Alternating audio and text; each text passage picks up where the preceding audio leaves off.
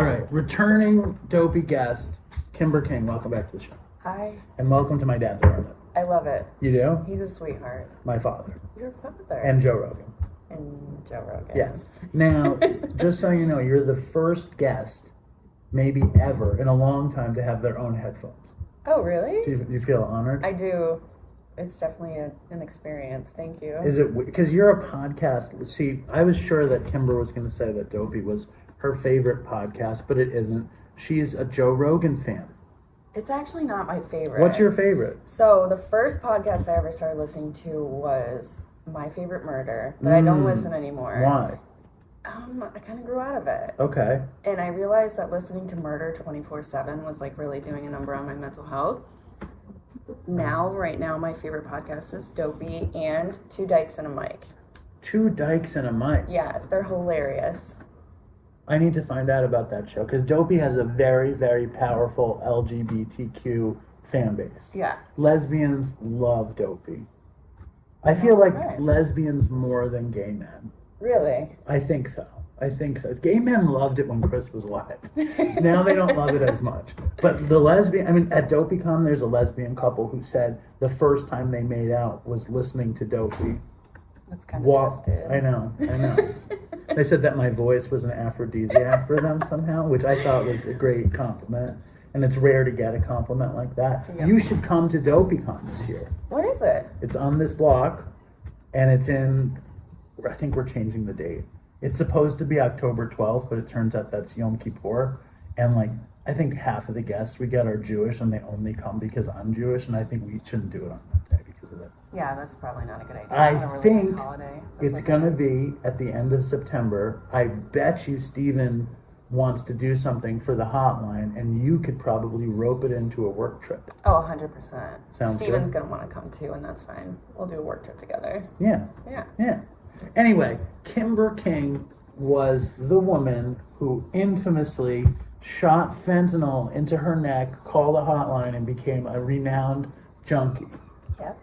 So before we get into the nitty gritty of your story, what is it like to be famous for having, famous, kind of a loose term people are using these days. How is it to be, notable for shooting fentanyl into your neck?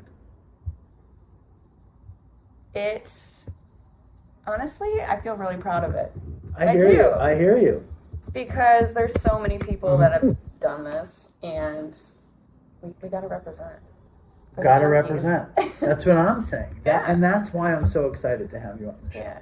And I just showed Kimber the sizzle reel for Time, and it shows Chris dying, and it's just that's exactly why you guys do what you do. Exactly for that situation.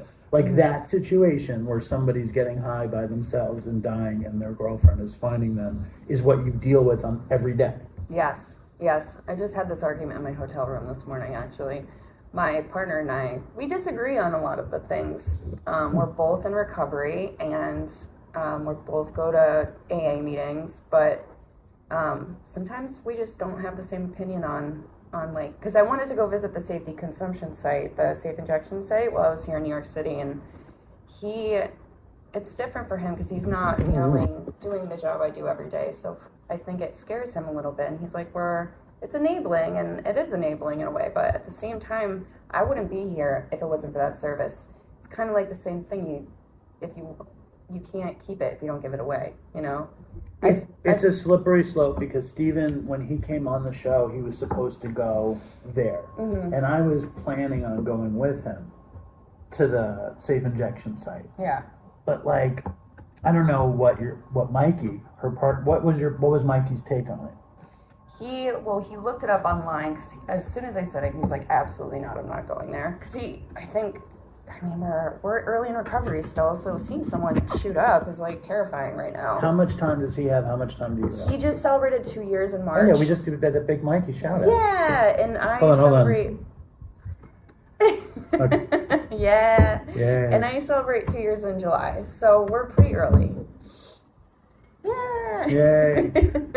Right, exactly. But so if you were to go, okay, I'm going to Los Angeles next week, and whenever I go to Los Angeles, I try to like retread the ground that I walked when I was there all fucked up. And it's never good. Yeah. You know, it's always just terrifying. Like, I'm not like dying to use or anything. I don't know why I go. Look, I like the first time I went to Los Angeles after I had been sober for a while, I don't sleep well. I get up early in the morning and I was like, I'll drive to the old methadone clinic just to like jog my memory. Do you know what I mean? Just to try to remember what my life was like.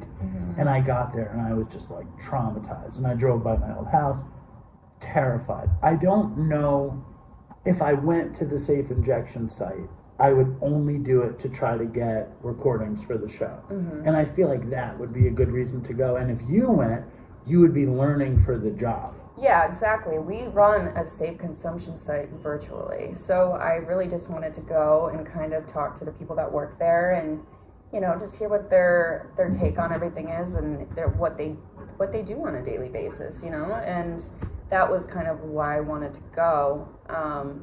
But it is really scary. Like, I went to Boston a couple weeks ago for a work trip, and our office is on Mass and Cass, and it's all open air drug use there right now. In Boston? Yeah, Methadone Mile. See, it doesn't exist in Manhattan. Yeah, so this is where all the people all have their encampments, but they cleared everybody out. So now everybody's just standing there on the street. And I saw people shooting up and smoking crack right outside our office, and I was like, Steven, you have to walk me to my car. Like, I want to make sure I get home, because, like, am I going to turn around and just go get high in the city? So, there is definitely that fear, but yeah, so it's tough when you are a drug addict. Was there any temptation when you were in that situation? There was, definitely. There was just the temptation of knowing people were using it out in public, so it's pretty easy to go get. Yeah, I have a guy who I think I'm starting to sponsor, but that will be seen. And he was working a job, and he said there was a dude on the job who was getting high, and he just celebrated a year. And I know, like, that feeling, like, that if you can get your hands on opiates, like, you'll feel good that day. Yeah. And it's like, I don't know, I don't even know why anybody bothers saying what I'm about to say. I don't think about using anymore. Like, I don't consider it. Like, I don't consider it because, I don't know. I think I've conditioned myself not to consider it. But I know what it's like to consider it. And you take one and, like, it's just, there is no one. One is the big myth, I think.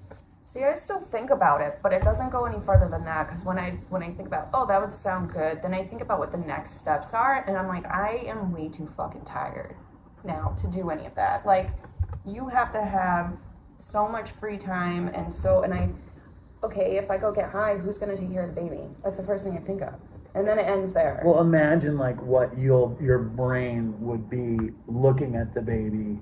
Exactly. Afterwards, like, maybe you don't jump on a full run. Maybe you get high. Maybe you, like, get a Percocet or, like, some bullshit thing, and then you feel good, and you look at the baby, and then afterwards, it's like, how do you maintain anything without being full on? Because you were full on. I was full on. There is no, like, with using for me, I was never not full on.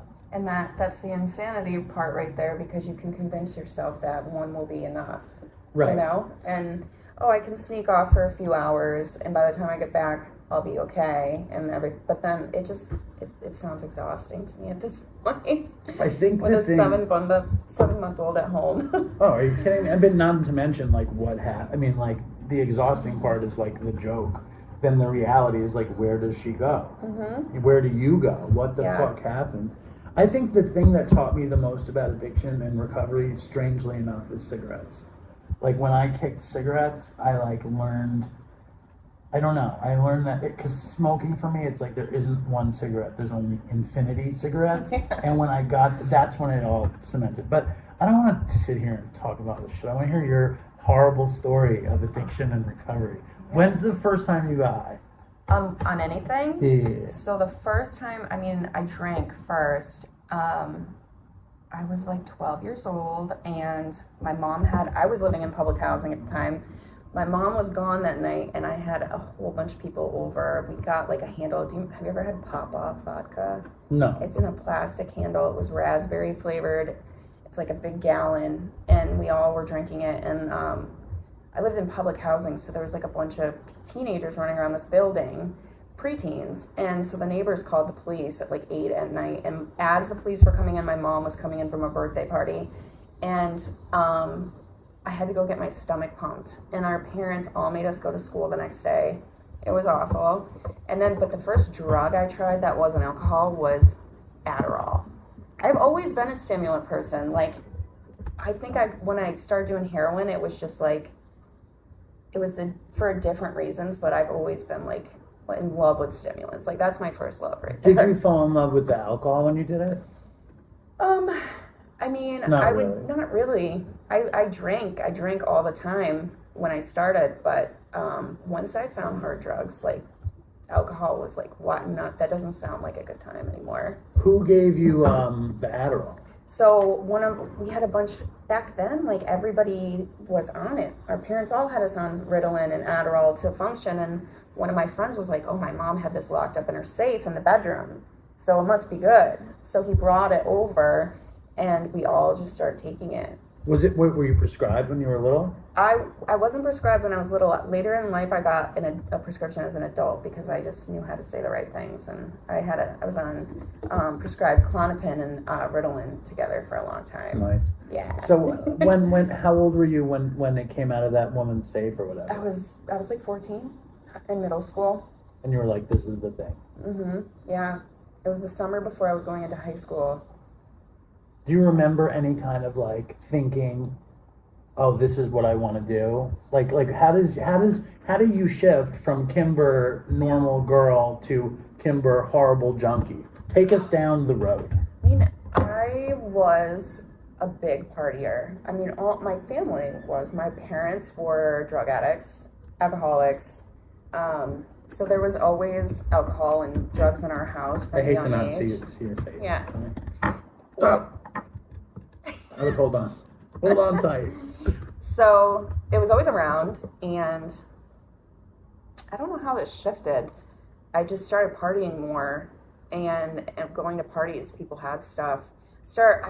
My best friend in like middle school, her sister lived in New York City, and we thought she was so cool because we never knew it. We lived in rural Mass, and she was a dominatrix actually in the city, and she used to come home every couple months, and she had coke, and she was doing coke. And I was like, she's really cool, and she does coke. It's like, I cannot wait to do cocaine. So that same summer, I started dating like a guy. He was a senior in high school, and how old were you? I met him at my 8th grade graduation. Oh, his sister was graduating with me, and That's like 13 stepping in high school. Yeah, and I would stay with my dad on the weekends. He ran a hotel in Manchester, Vermont. And I remember having him drive up and like I snuck out my back door, and he had coke, and I tried it for the first time, and that was when that all started. I was like, it was off to the races.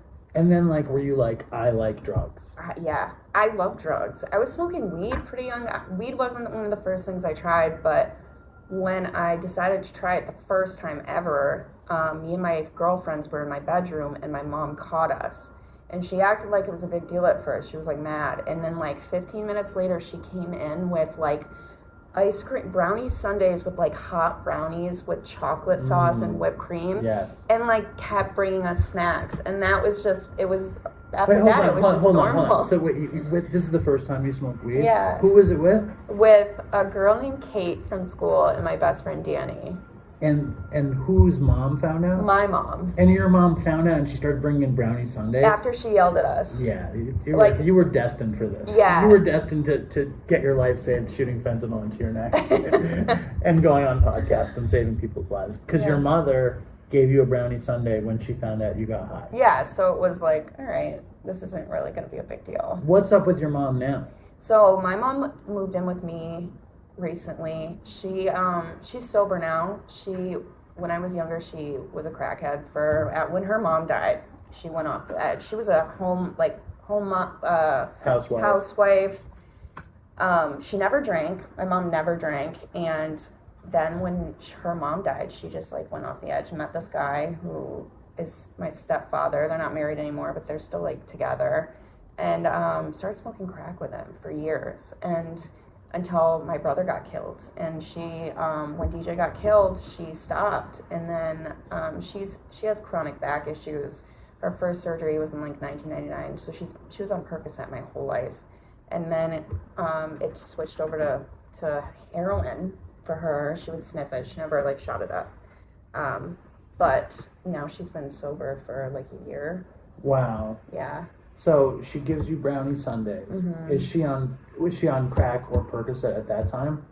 She was still doing crack back then and on Percocet. She's been on Percocet since I was a kid. In that era? Yeah, in that era. And did you know she was smoking crack? I did at that point. It became pretty obvious. My stepdad went to jail for an extended period of time. I think he did 3 years at that point. And she would disappear a lot because she was just out doing her thing. So the way I found out was I had a bunch of friends over the house, and we were sitting in the living room, and someone like felt the carpet they were sitting on. And they like lifted the carpet up, and there was a crack pipe under the carpet, and I didn't know what that was at all. One of your friends found the crack pipe. Yeah, and like he's like, "This is a crack pipe." And I was like, "Oh no!" I was like, "What the fuck?" Were you like, my mom? Were you embarrassed? Were you like, I need to try crack? Like, what was the reaction? I was really embarrassed. It was a pretty hard realization, but it all kind of started making sense at the time. And what was your brother up to then? He was in jail.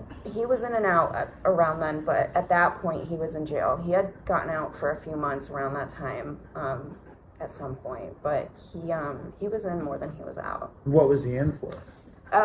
He had a longtime girlfriend that he would get domestics on, and he would end up in jail, and then he'd get out, there would be a restraining order, and she would beg him to come back, and he would, and then she'd call the police on him again.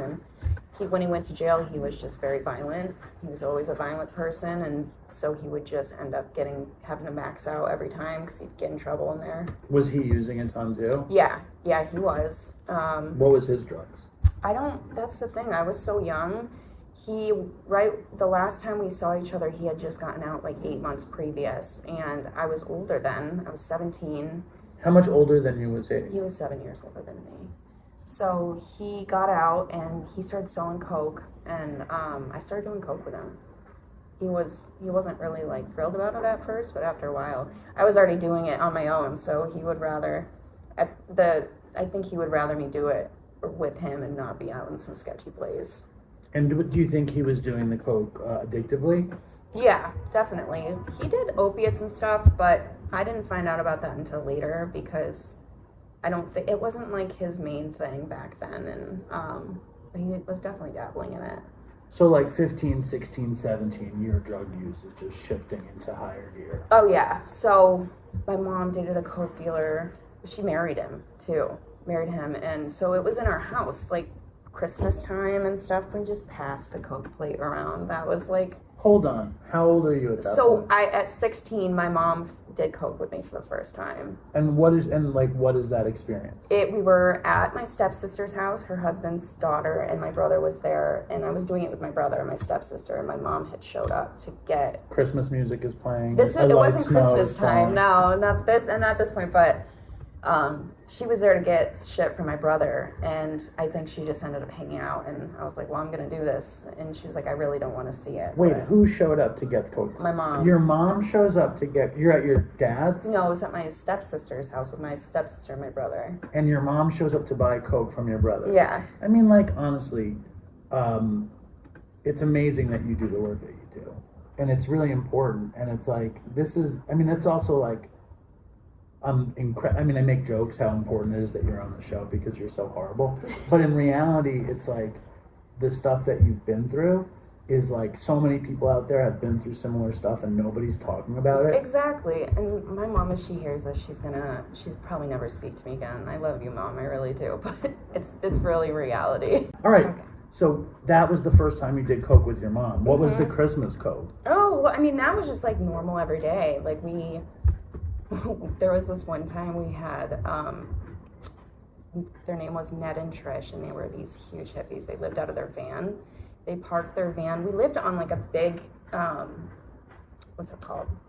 Cul-de-sac? No, we lived on like a plantation? No. Trailer bar? What? I don't know. I'll think of the word. But they parked their van in our yard and lived in this van all summer. And Like, we just did coke nonstop that whole time they were there. Like, it was just every day. He was a drug dealer. He was an old guy, and he had all his old friends. And hippie. Yeah, no, he wasn't a hippie. The friends that were living on our lawn were. Like, it was just every day kind of thing. So, when did it get normal, though, using with your mom? Immediately. Immediately. Yeah, immediately. And then what was your style like in your late teens? Like, were you a hippie? What were you like? I was a party girl. I really was. I partied all the time. Bonfires. I mean, I guess I hung out with, like... The dirtbags. Yeah, I guess. I don't know why I need to put you in a box. I just like to have a visual kind of thing. Well, like, drugs are the greatest way to bring all types of people together. So I was hanging out with a bunch of different crowds because... You had drugs there and was did always them. drugs around, yeah. How did you support did you have a habit at that point? I did. I mean, I just got it from my parents. The money or the drugs? The drugs. Right. It was at my house. You know? So you're just stealing drugs, or they're just giving you drugs? Both. So my stepdad was a really bad drunk, so he would pass out at night, and it was just the weirdest situation you could think of. He would hide it somewhere on the property. We had like all these he fixed cars for a living, like older cars. He had cancer and he had beat it, but he was like very, like he barely survived. So he puttered around the yard all day. That's what he did. And he would hide it like in one of the old cars. Like bags of coke around? Yeah, and you'd like go on big like baseball cocaine scavenger hunt? Yes, as soon as he passed out, we would watch him, try to see where he would like hide it, and then we would have a cocaine scavenger hunt, exactly, and go find it. He'd wake up the next day and go, he couldn't remember every morning where he hid it, so that was always a plus, or he'd wake up and be like, holy shit, there's like a bunch of this missing. We're like, yeah, you gave it away, you don't remember? And he was always like blackout drunk every night, so that was it. See, that's the advantage of being a budding drug addict, alcoholic with a total alcoholic stepdad who's selling coke, and that's the disadvantage of being a blackout drunk and a coke dealer. Yeah. If you're gonna be a coke dealer, to be a blackout drunk is not a good strategy. No, not at all. I mean, and it was like his daughter, my stepsister, my mom, and I, you know what I mean? It was like... You guys were the ones who would steal it. Yeah. Then you guys had a weird fucking cryptic bond, I bet. Oh, so bad. And it's taken my mom and I like a lot to have like a normal relationship now, and I'm really enjoying it. But there's like a lot of like trauma bonding that happened between us all. Explain trauma bonding. Like, just, we went through some really hellish shit together, and it brings you together. You're like, oh yeah, like we have this bond because we saw some shit together. Right. I'm sure it's funny. It's like, those bonds are almost like the strongest bonds that ever get formed, and they're hard to get past the trauma. Now, how does your addiction kind of progress in that situation? Like, because obviously it's a weird thing to be living in this world where there's drugs that are free that you're doing with your mother and your sister, and like you're probably developing a tolerance, and you're probably developing like a worldview that says this is how life works. Yeah.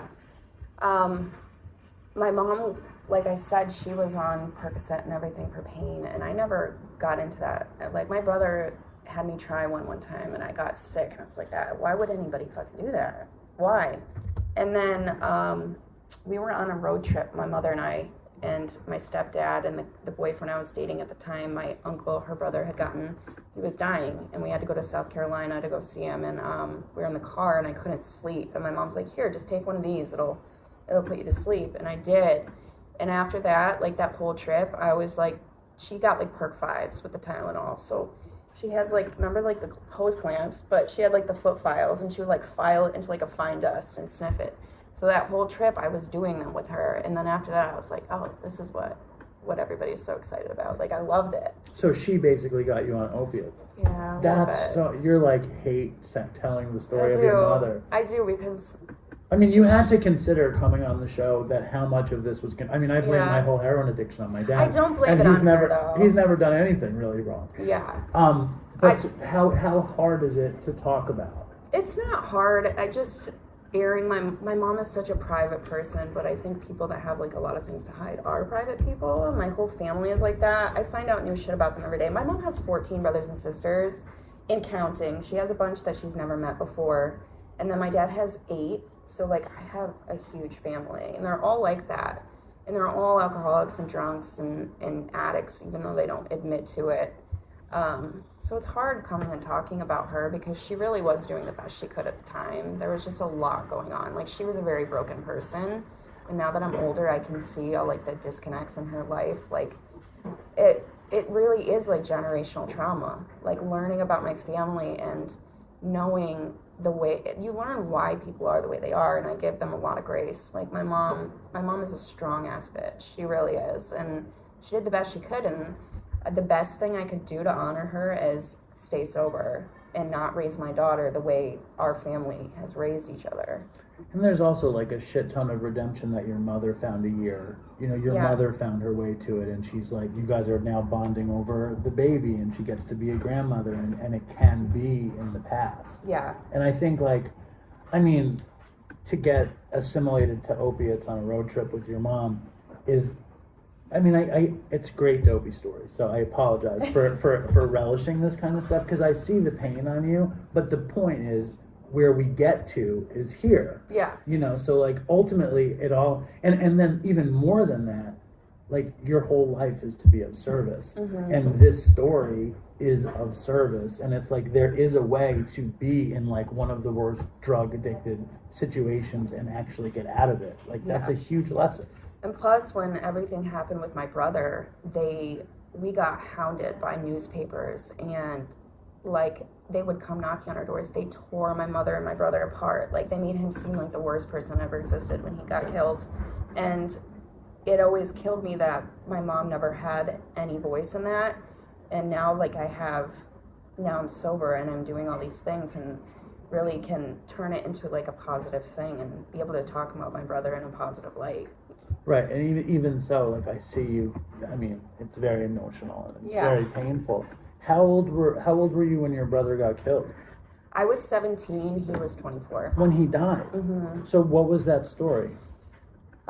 So, like I said, my mother was doing drugs. My brother had just gotten out of jail a couple months previous, and he was living in, I don't know if his real dad was living in Idaho or Alaska at the time, so he works on the slopes. And he went to move in with his dad, and he didn't raise my brother, so they didn't get along very well. And DJ ended up coming back, so he was living up in Mass with us, and he was doing drugs. My mom was doing drugs. They ended up, I'll never know the real story because there was so much that happened, but he went into somebody's house, which was my stepsister's aunt's house, and got killed. There were drug dealers they were from the city here, and they killed him. They stabbed my brother and stabbed him to death. There was 2 different kinds of stab wounds. He got stabbed 32 times. Oh my God. And my mom and my stepsister were out in the car waiting for him. It was like a cul-de-sac in a trailer park. And he wasn't answering his phone, but he was like, they didn't want to go in. You know how it is, drug dealers, like one person only. Sure. And so they walked up to the house to get him, and when they got up there, he was like crawling out of the house. And I don't know if they left their cell phones in the car, what happened. Obviously they weren't like expecting that. So my mom started banging on trailers. Monique started trying to, her and my mom tried to stop bleeding. He ended up bleeding out of his femoral artery in his leg. They had like sliced him down, and he bled to death, like crying for my mom. And so paramedics finally came. My brother was wanted at the time. He had punched a cop, like an ex-cop, in the face a couple weeks previous. He was my stepsister's landlord. He called my stepsister a little bitch. My brother fucking laid him out. He was a retired police officer. So when he got there, the cops were just like, "Oh, Mr. Walters, do you have any warrants?" He's dying. He died before the ambulance got there. And the cops don't spring into action to save his life. No, not at all. And they get to the hospital. He's dead already. My mom doesn't know that. She's like on top of him. Somehow the family gets called in Vermont, and my mom, this was at like 1 a.m. I was at a friend's house that night. I didn't even know what was going on. So her sister, my Aunt Kimmy, I'm named after her, she came, and my mom was standing on the curb outside the hospital. The cops showed up and put her in a cruiser and brought her in for like 8 hours questioning. She thinks she doesn't know if her kids dead or alive. She was out of her mind, and they questioned her. My mom ended up being the only person out of everybody involved to be charged. With what? Possession? No, withholding information. They gave her a felony over that. He got away on self-defense, the guy who killed him. He died 2 years ago now. I would like Google search him when I was like super strung out all the time trying to find him. But funny enough, he got shot to death in front of his mother's house in not Brooklyn. What's the other one that starts with a B? The Bronx. The Bronx. Yeah. Wow. Yeah. Talk about karma. Well, listen, it's a horrible end to your brother's story, and it's a horrible end to that guy's story. Because like what you were saying in the first place, it's like, how do we have... The only way we get through our life is by being as loving and compassionate as we possibly can. And being in active addiction, things that people do are like unspeakably wrong and horrible. And you know, it's terror. It's like, I'm absorbing, you know, your pain, and I'm sorry. You know, it sucks. It was a long time ago now. It is hard, but I think the reason why I've been able to get sober and for real is because I've finally been able to like let go of it all. You know, when I found out that the guy was dead, I thought that I was gonna be happy, and when I found out, I felt nothing. And now I wish he was still alive so I could have an honest conversation with him about it. Isn't that crazy? All those years I wished his death, and now I wish he was here so we could just talk about it. Because he was 19. He was a scared little kid. Like, there had to have been something that happened that I don't know. Definitely. Yeah. Of course. I mean, also they're both like crazy drug dealers who are violent, and they're young. Yeah. You know, your brother's not even 25, and this kid was however old. He was 19 when he killed your brother. Yeah. I mean, it's a horrible story, and it's a common story, or you know, not that common, but in that world, people get killed all the time, and nobody has much wisdom or sense, and they got the worst of it. And so how did it impact you then? Oh, it was terrible. I didn't finish high school. My mom was like... How close were you guys? It's tough because he was in jail a lot. So we were spending a lot of time together as like adults. I was 17. I think we were finally in a place where we weren't like just beating the shit out of each other all the time, because that's just how it was. And so we were getting close. But we were very close. Like, we grew up together. There were those couple years that he was in jail and we didn't really see each other, but he was like the closest thing I had to like... And it was, even though he was doing drugs, when he would come home from jail, like, he was like my like foundation, because everything was so chaotic. When he would come home, I know like I could like count on him. Right, because your mom was in her situation, and your stepdad was in his situation, and your dad came home, and you guys were like a team. No, my brother. That's what I meant. Your brother came home, and you guys were like a team. Yeah. So then what happens? A lot of drama. It was just like a lot of... The court case got drawn out for years, and the guy got off. He did 5 years and got out. I ended up in and out of the hospital a lot. I was like dealing with a really bad eating disorder. It was just like a lot of control at the time that I didn't have and trying to get, you know. Anorexia or bulimia or both? Bulimia, yeah. And I don't know, I partied all the time. So right around this time, I met this girl named Maria through a mutual friend, and we had met each other like 2 or 3 weeks before my brother had died. And I was at a hardcore show in Bennington, and I was sniffing Ritalin, and my best friend Parker was like, wouldn't do it with me. She just didn't do drugs. She's like, oh, I know this girl that would probably do these with you, because I wanted someone to get high with me. So she introduced me to Maria, and that was like, literally, she's still my best friend. We haven't spoken in a little while now, but that was like, it started like a whole different page in my life. Like, she's my road dog, and I knew this girl for 2 weeks. DJ died. But before DJ died, she had to have an abortion. I went with her to this abortion, trauma bond, all the way. then she was the only friend that showed up for my brother's funeral. She helped me get ready for it. My mom was like pretty much catatonic at the time, so I was the one that took care of all the funeral arrangements. And Maria helped me, like she went and bought my like dress and stuff, like stuff I didn't have time to do and didn't want to do. And I just disappeared with her a lot. Like she had a car. She worked for her parents. They owned a real estate business, and so she did all the administrative stuff for them. So we would like just stay up all night going to parties, and she would just stay up, do like all the paperwork. She would get paid for it as she did it. So it was like we constantly had money too. Like work trip. Yeah. Everything is paid for. We'd have to go to these foreclosed houses and like take pictures and stuff that they were buying or whatever. It was, but it all find stuff and keep stuff and stuff. Yeah, you got to clean them out. Yeah. But yeah, so it was a lot of fun. I know I was running away, but I had a lot of fun after that. Mostly prescribed amphetamines at that point? Yeah, so I had a huge addiction to Adderall and Ritalin. And this is in the bulimic state? Yeah. So that makes you fucking skinny as fuck. Yes, I was very skinny. And like, what was bulimia? What was bulimia like? I mean, I bet you that would help people if you explain your bulimic situation. Yeah, so I mean, my favorite thing, we would just like go and we would hit up like all the different fast food restaurants, get what we liked from each one. We would sit in the car and then we would just go throw up together. Wow. Yeah. And she was the same way. So we would do that, like, that was like our whole day. So food was like a huge addiction for me too. Like getting high on food, throwing it up, and then getting high on stimulants? Yeah, and then just not eat for a few days. Were you taking benzos too? Not around that time, no. Were you that came weed? later. No. So how did you deal with the stimulants all the time? I just never slept. It's crazy to think about, like all the times we fell asleep at the wheel and shit and didn't die. We crashed the car so many times. I've been in so many car accidents. But yeah, we drank a lot. I drank a lot back then.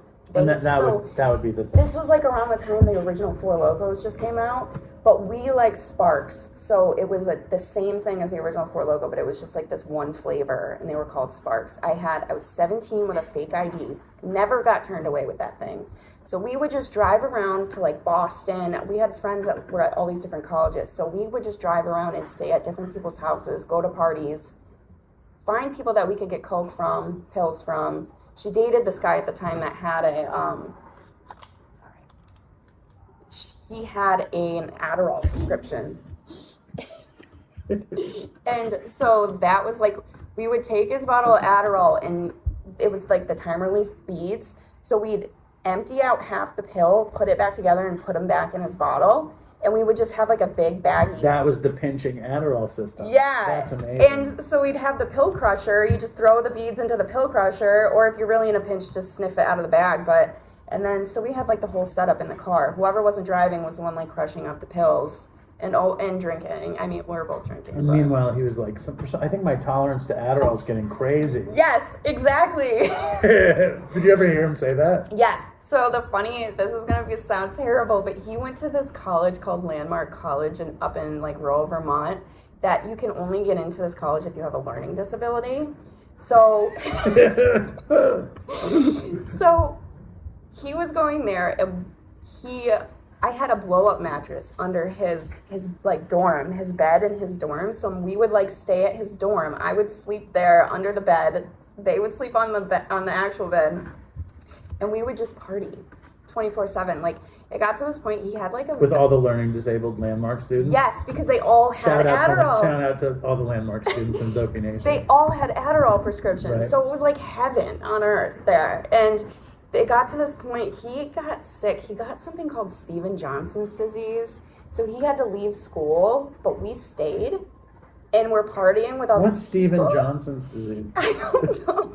So do you think Steven Johnson was the first person to have this disease? Yes. So it has something to do with being allergic to, like, I remember he accidentally took some kind of like cough and cold medicine, and it had something in it that triggered the disease. God. So he had to leave school, but we stayed, and we were going to like the frat houses, and like, so he was gone and you guys stayed? Yes, for months partying at this college, and somebody funny probably were there just idiots? Him, was it just all idiots there? No, they were just like, I'm just playing. And so one night we were hammer drunk, Someone carried me back to the dorms. Maria was still at the frat house at the fire, and I hear there's a knock at the door, and the guy whose room it is, like, he's like, Kimber, you gotta go to the door. And I'm like, it's like 4 a.m. I'm so drunk. I go to the door. It's fucking Kyle, her boyfriend, and he's like he was just like in amazement that we were there. Somebody must have finally called him. He's like, these Adderalls do nothing. He's like, where's Maria? And I'm like, I don't know. So I go find her, and I sneak her out of the college. We're hammered. Where was she? She was in someone else's dorm room. I had to hunt her down, and I had to put her in the car and get her out of there before Kyle found her. I fell asleep at the wheel. The rumble strip saved us, and I had to park us at the Cumbies until we had to sleep it off. I think it's called Cumby. Are you sure? I from what I understand, people refer to it as Cumby and not Cumbies. Okay, so was that the end of Maria and Steven Johnson? Yeah. What was his name? His name was Kyle. Shout out to Kyle. Yeah, Kyle Lowenbach. And do you remember any time where he did it though and was like, what the fuck? Yes, he did actually, because the capsules kept falling apart because they had been unhooked. He's like, they're not even making these good anymore. Did he ever suspect or no? I don't think so, because he would just give them to Maria whenever she asked for them. Right, so why would Maria be stealing So why would at she the be same taking time? them? Yeah. Yeah, this is good. I like that story a lot. So shout out to Kyle and all the good people at Stephen Johnson University. No, what's the college called? Landmark College. If anybody out there went to Landmark College, please send in an email to dopeypodcast@gmail.com. And if anybody has Stephen Johnson's disease, please send in an email to dopeypodcast. Is that what it's called? Yeah. Yeah, dopeypodcast@gmail.com. So, and you're still a kid at this point. Yeah, I was like 17, 18. And Maria was like the door opening to your drug addiction. Oh yeah, for sure. She had connections that I didn't have. She was like 2 years older than me, so she had been like doing it a little longer than I had. It's funny how like all one of us needs is another one of us. But we were like the same fucking person. We still are, and it was the perfect storm. It really was. So how did it? What happened next? When did you do heroin for the first time? Oh, so that.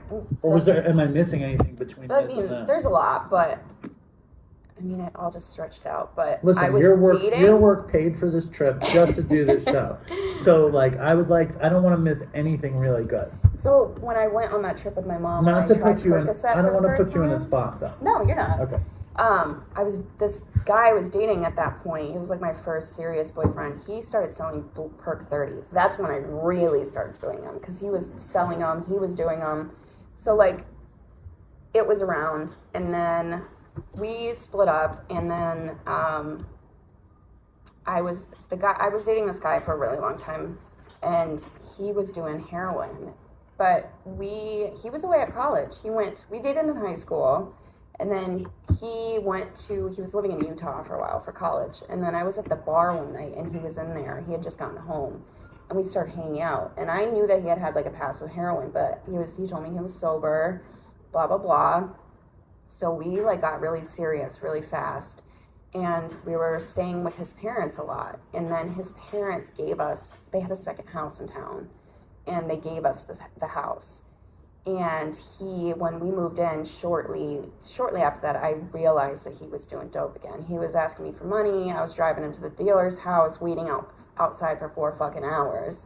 So I quickly realized what was going on. He couldn't ask his parents for money. They were like supporting him because they would know what was up. Had you fallen in love with the blues?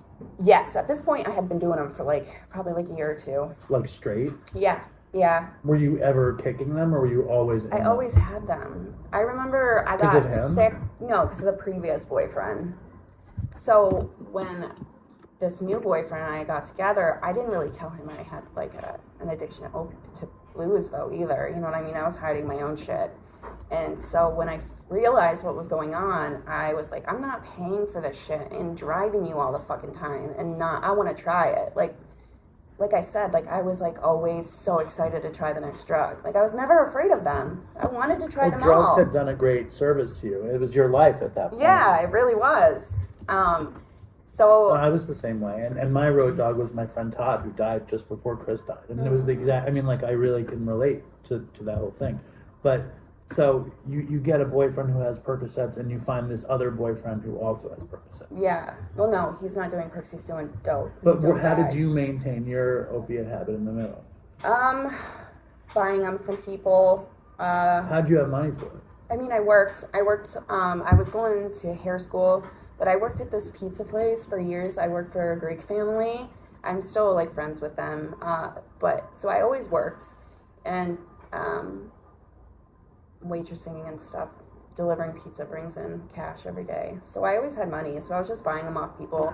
And my mom was still married to the drug dealer husband. So he had people there. Like, he didn't sell that shit, but he always had people around that knew somebody. So there was always somebody I could get them from. So tell me about the boyfriend who became an Where you guys were living in Massachusetts? Yeah. And he... In North Adams? In North Adams. And are you notorious in North Adams? Wouldn't say I'm notorious because my drug use was very solitary. Like, I had a couple people that knew. Like, I could get drugs from, like, the older generation who don't talk about that, you know? And so no one really... Maybe they did know, and I'm just, like, think that I'm being mysterious. Who knows? But You're not notorious. Okay. That's yeah. But... I forgot what I was saying. You were talking about the boyfriend, you move in with him, you get super serious, and he's doing dope secretly. Yeah, so I found out, and I got some from him, and I tried a bag. Did you accuse him? And he was like, this isn't good for you? Or did that whole kind of cliche happen? No, I didn't accuse him. He just pretty much started asking me for money and a ride to go get it, so. He was like, this is great. We Yeah. can do it together. He didn't really want to get it for me, though. He was like, this is fucking terrible. You want nothing to do with it. And I was like, you know what? I think I do. So I remember trying it for the first time. I did one bag and I sniffed it, and we had like a game room in the shed out back in our garage, and I remember sitting up there on the stairs. I can still remember it, and just like looking out the window and at the sunrise and being like, or sunset, and I was like, oh my god, this is amazing. And I was nodding out. I was like, all right. And immediately I was like, this would feel so much better if I shot it up, because everybody else he was hanging out with at our house was, and I was like, I want to do it. Yeah. How old were you? I was 22. And I was like, I want to shoot it up. And he's like, no, absolutely not. I'll leave you if you do that, blah, blah, blah. So what do? He's got like a close friend that's a girl that's at her house every day buying, getting dope. And I was like, will you do it for me? So that week, she came over, we hid out in my basement, and she shot me up for the first time. Isn't it funny how that always goes? It's like, somebody's like, you should never do it, and meanwhile everyone's doing it, and then you go to the one person that will do it, and it's like, why does anybody do it? But it's like, you do it to share this incredible thing. Mm-hmm. Like this I know this is going to change your life, and we all know that it's going to change all of our lives for the worse, but we're all in it together. Yeah. It's like that. I think that's an interesting thing in itself, like who shot anybody up for the first time. Did you shoot anybody up for the first time? Probably. I don't think so. I think I got someone smoking crack for the first time.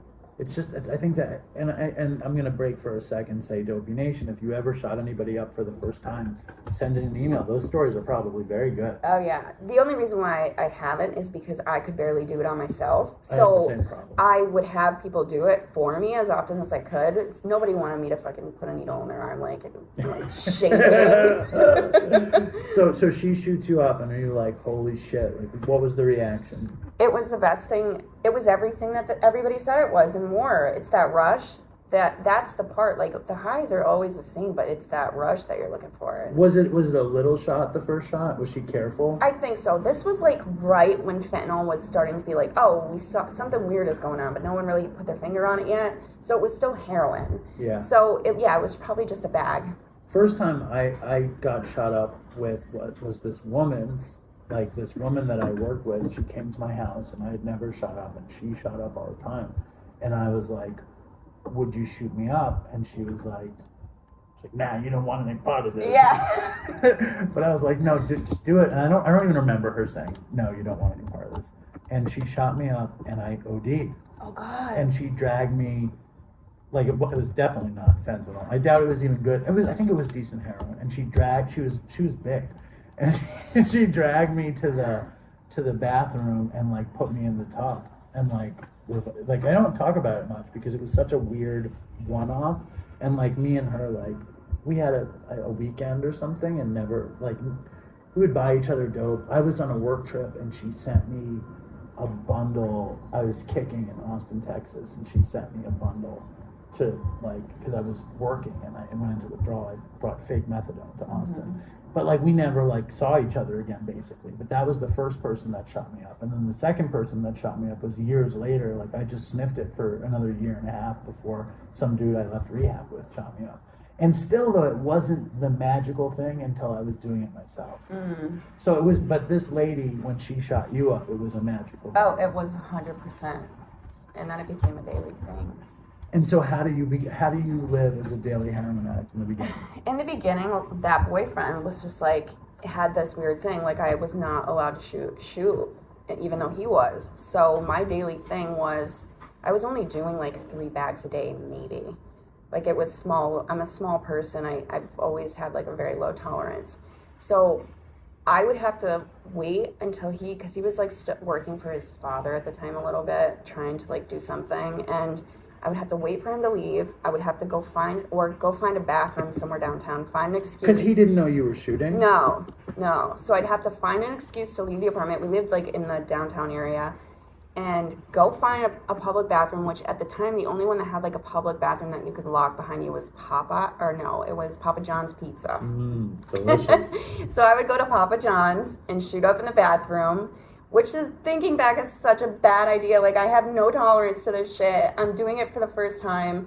And then I'd go home. And then 22-year-old body was found in the bathroom at Papa John's today. And it locks, too. That's, like, the worst. And then I would do it at the end of the day. I'd find somewhere at the end of the day to go to it. And I would only do it twice a day. 22-year-old white female was found at Cumby today in the bathroom. Cumbies used to not let you use the bathrooms. Well, I told you, like, where I went, like, I've never seen, like, a gas station that has, like, the fucking Sharps box in the bathroom. Yeah. And that was Cumbies. I'll never say Cumby again. That was the last time I'll say Cumby. They're going to call you cringe. It's not nice. It's not nice. So, when does your boyfriend find out? Oh, so we were at the bar. Didn't you tell me something about somebody else? Something else was cringe? Like, you had said you texted me that something was cringe. They want your sweet nuggets. No, was that cringe? That was it wasn't funny. Cringe. That was funny. That was funny. Doesn't matter. So when does he find out, and when do you guys become like shooting up together? We never shot up together. We were together for on and off for 7 years, and we never shot up together. He like held strong to that. He found out we'd go to the bar every chance we could get. He was a big drinker. I would just kind of go to make sure he didn't die. And I had like... Sounds like a really healthy relationship. It was beautiful. Yeah. 2 trash... Is this Joey? No. God, don't bring that up. I told him to send in a voicemail as soon as you can. No. Okay. His name was Zach. Okay.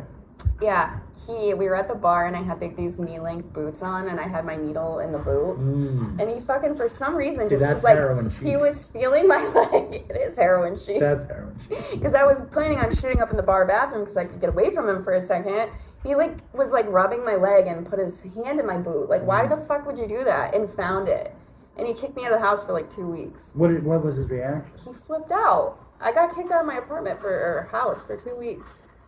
And then when you came back, you were shooting up the whole time, though. Yeah. And when you came back, did he think you weren't shooting up? That's a good question. I think he just didn't want to see it. And he would shoot up alone, and you would shoot up alone. Yeah. All right. And so. It was weird. And when do you decide? Like, I mean, you've been a horrible drug addict from when you were 17. Yeah. So like, but now you're an IV. Were you shooting coke too? Oh God, that was like. I didn't try that until the last couple of months of my addiction. I started smoking crack like 2 years before I stopped, and then a year, like I started shooting coke pretty shortly after that. I'm shocked you didn't shoot coke when you started shooting heroin. No one ever brought it up. Like, no one ever... I didn't even like think of it as a possibility, and the first time I saw somebody do it, I was like, oh, that's a good idea. And then I tried it, and I was like, oh my God, this is a totally different drug now. There's no reason to ever sniff it again. And that was post crack smoking? Yeah. When's the first time you went to treatment? 2018. And where was that in this story?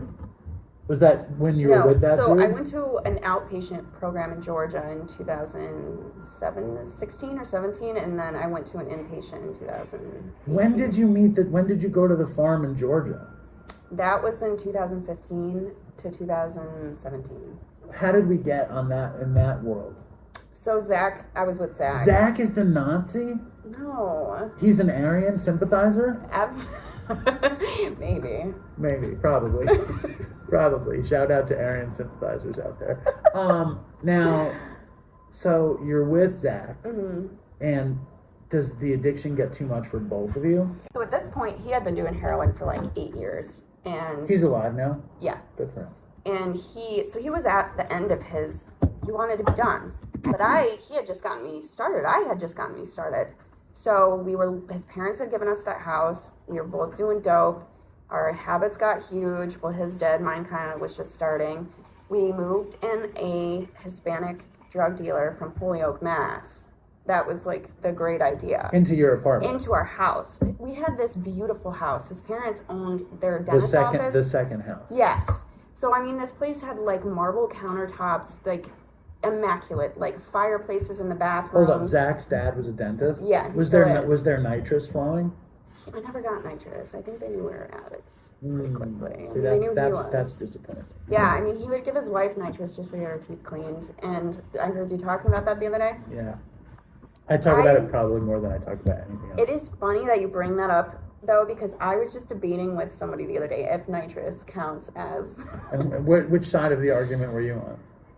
I think it's a relapse. How dare you come to this house and speak with your Nazi tattoo to this Jewish home and speak of this. Unless it's medically necessary.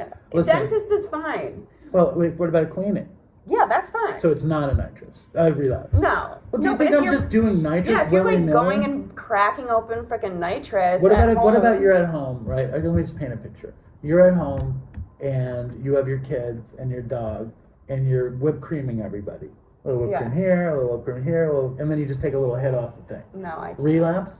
That's a relapse. Well, I'm not doing that. I'm just as a quiz. Okay, but if I go to the dentist, that's fine. And I have my teeth I need to go to the dentist. Like, it's bad. And I don't want to go without it. Is that a relapse or not a relapse? Not a relapse. All right, I agree with that.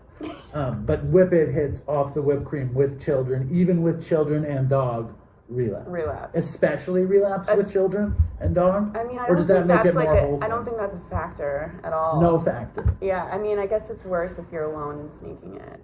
I don't know. None of it sounds very good. But I'm not doing that. Now, so you and Zach and the Spanish, which... His name was Lou. Lou. Who knows if he's alive to this day. Shout out to Lou. Shout out Lou. And did Lou bring the good fiery dope to the house? He did. We had it. And then his girlfriend moved in with him shortly after. We just had like a whole family. What was her name?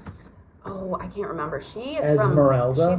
She's from Vermont. Okay. She's like a bumpkin. So, yeah, she's still around. I don't remember what her name was. But, okay. Yeah, so we were all living together, obviously, selling for him and getting shit from him.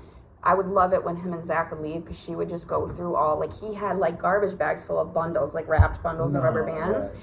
And she would go through and we would flick all the bags and like pick out the biggest ones and do them. So like I loved that she was there because I was like, my shit was free. Well, you'd steal from Lou. She would steal from Lou. I was her accomplice. But yeah. There's no pinching. Yeah, I think so because we'd take extra out of the bags. If there's just a bunch of shit missing, he's gonna notice. Yeah. Right, so you're not doing whole bags. No, you're undoing. We're taking the big ones out, taking half out of the big bags, putting the bags back. So in an unprecedented dopey appearance, you've pinched Adderall capsules and heroin bags. And stole cocaine. Yeah. Yeah, this is good. Yeah. Very good. You gotta kind of align yourself with the people that you can get drugs from, or else you're gonna have to spend money. This is a notable dopey appearance. One thing I never wanted to do was have to put myself in like a situation where I'd have to like sleep with somebody for drugs. So it was great that my family and I had all these people that I could just like get drugs from and not have to do that. So that's still a yeah. I'm sure there were some convenient moments in your life. Sure. And there's nothing against it. Do what you have to do. Everybody's got their hustle. But it was, at the time, I was a kid, and it was great that I didn't have to. Thank God. Thank God. Okay, so Lou and his bumpkiny girlfriend move in with garbage bags full of heroin bags? It was insane. It was coming straight in through Holyoke. That's like it's on like they call it the heroin highway. It's the whole... With the Mass Turnpike? Yeah. That's the heroin highway? Yeah, that's called the heroin highway. I've never heard that before. Yeah. And so it was it's just, like there's the Golden Triangle in Cambodia, and then the heroin highway in Massachusetts. Yep. Come visit. All right. Okay, so dude moves in. How much, garbage bags full of wrapped bundles. That's a lot. It was a lot. Was he a junkie? No. So, we would all go to the bar together all the time and hang out. Like, it was a party all the time. And I remember one night Lou did some ecstasy at the bar. And we were coming home from the bar at like 2 a.m. We'd walk because it was right down there by our house. And Zach got in like a fist fight at McDonald's. And I had got him out of the fight, started walking back, and he ran back to McDonald's. And at this point, I'm like, fuck this. I'm not dealing with this. So I walked back to the apartment, and Lou was there, and he was all fucked up on ecstasy, and he asked me if I would rub his feet and suck his toes. Wow. And I was like, no, you know what? I think I'm just going to go to my room. And so I told Zach about it the next day, and he, like, blackmailed Lou with this for, like, weeks to get free dope. Because he owed him a bunch of money. He'd be like, oh, you try to hook up with my girl, blah, blah, blah. He's like, no, I just wanted her to suck my toes. Yeah. So, but what's really the blackmail? I'm not going to kill you. What's the blackmail? I think it was more of like we're letting you stay here and deal out of the house and everything. I don't know. Well, he definitely manipulated it in his favor.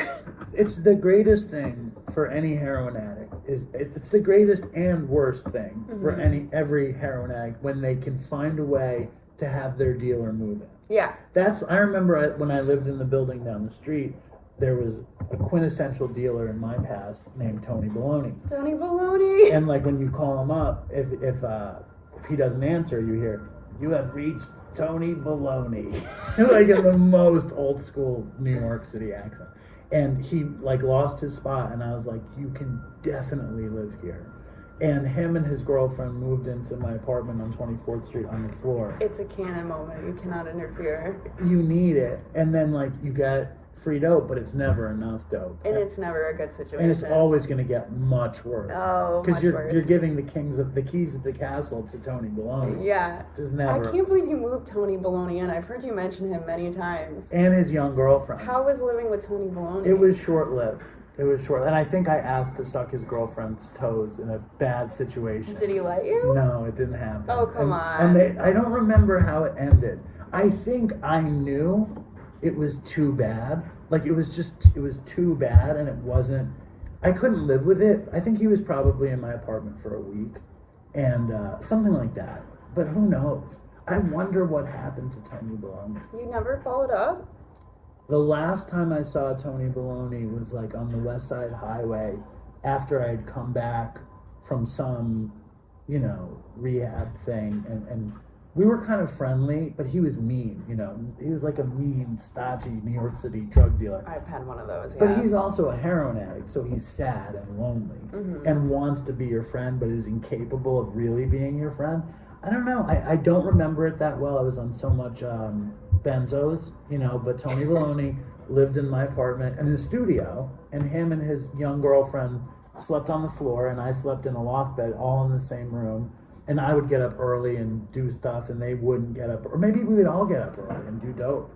It's weird time. Because like when I OD'd on that time, it was off Tony Baloney dope. That other woman who revived me, she's the one who connected me to Tony Baloney. Did she Narcan you? No, she just put me in the bathtub and beat the shit out of me. That's crazy that worked. Yeah, well that's how it used to work in the old days.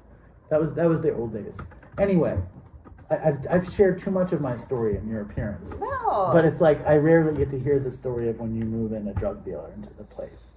Yeah, it wasn't that bad at first, and then I think Zach ended up owing him so much money, and I don't know how we weaseled our way out of that, but we did. And soon after, Zach went to his parents and told them he was getting high and that he wanted to get clean. And so they came and... Was the house fucked up? No, it wasn't. Thank God. They came and he kicked. We both started going. He started doing the Suboxone clinic. I went on Vivitrol, which was... Back then, they made you be clean for a month before they would give it to you. So it was a month of I'm being sick, really sick. But his parents, he didn't tell his parents that I was doing dope too. So I was just like acting like he was the only one that had an issue. And then I started getting really sick and I needed help. So we told them. Because you couldn't tell your mom, like, that wasn't going to help. I think my mom knew. I don't really know how that all worked out with my family, but we were like really close with his family. And they had their shit together. Yeah, they had their shit together. And they moved us into their house. They wanted him back home where they could pretty much watch him. And so I started doing Vivitrol for like I think I stayed on it for a year. But you stayed on the Vivitrol for a year? Yeah. And then, like, what was your life like then? Well, when I went to go get the Vivitrol shot, I had tried to shoot up this pill. It was some kind of Ritalin I stole out of my boss's purse at work, and it ended up it was like a gel pill that you can't shoot up, and I didn't know that. So everybody thought I was clean, and I ended up getting like this big golf ball size cyst thing on my arm. So when I went to go like do my intake for this Vivitrol, I showed it to the nurse and she was like, "You should have went to the hospital like a week ago. You need to go." So I went back home to my mom's house, not to his parents' house, did some coke, and was like asked one of my stepdad's friends to drop me off at the ER.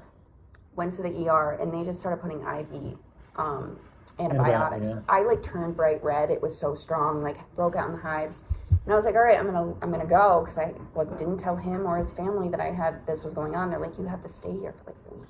I ended up being in the hospital for a week or two. Because of the infection? Yeah, it was awful. And then I got in the Vivitrol, and I just kept doing coke and like Adderall and stuff. And drinking.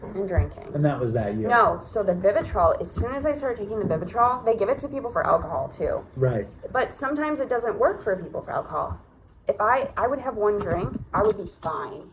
I had 2 drinks, I would projectile vomit. Right. Every single time. Vivitrol's amazing. Yeah. It's really an amazing medication. So he got clean, just stopped. But he became a everyday vodka drunk. Blackout. He wasn't on the Vivitrol. So what made you do the Vivitrol? Have you ever tasted a Suboxone? It's the worst taste in the world. What, a pill of Suboxone? Yeah, or the strips. They have. No, I have. I don't even remember the taste of it. I didn't do a lot of it. I would rather get a Vivitrol shot instead of having to take that every day. But also, you don't have to take it every day. Yeah. You get a Vivitrol shot. Does it last a month, or it doesn't last a year? It's a month. Yeah. So, but the longer you get it, the longer it stays in your system. So if you did, like I did it for a year, it took 4 months until I could finally shoot dope and feel it again after being on it for a year and not taking it. Right. So it builds up. And Suboxone has opiates in it. Vivitrol isn't an opiate. So that's like the big difference. So I had nothing, like I had no kind of opiate dependence anymore on it. I mean, I think so many people that listen are on Suboxone.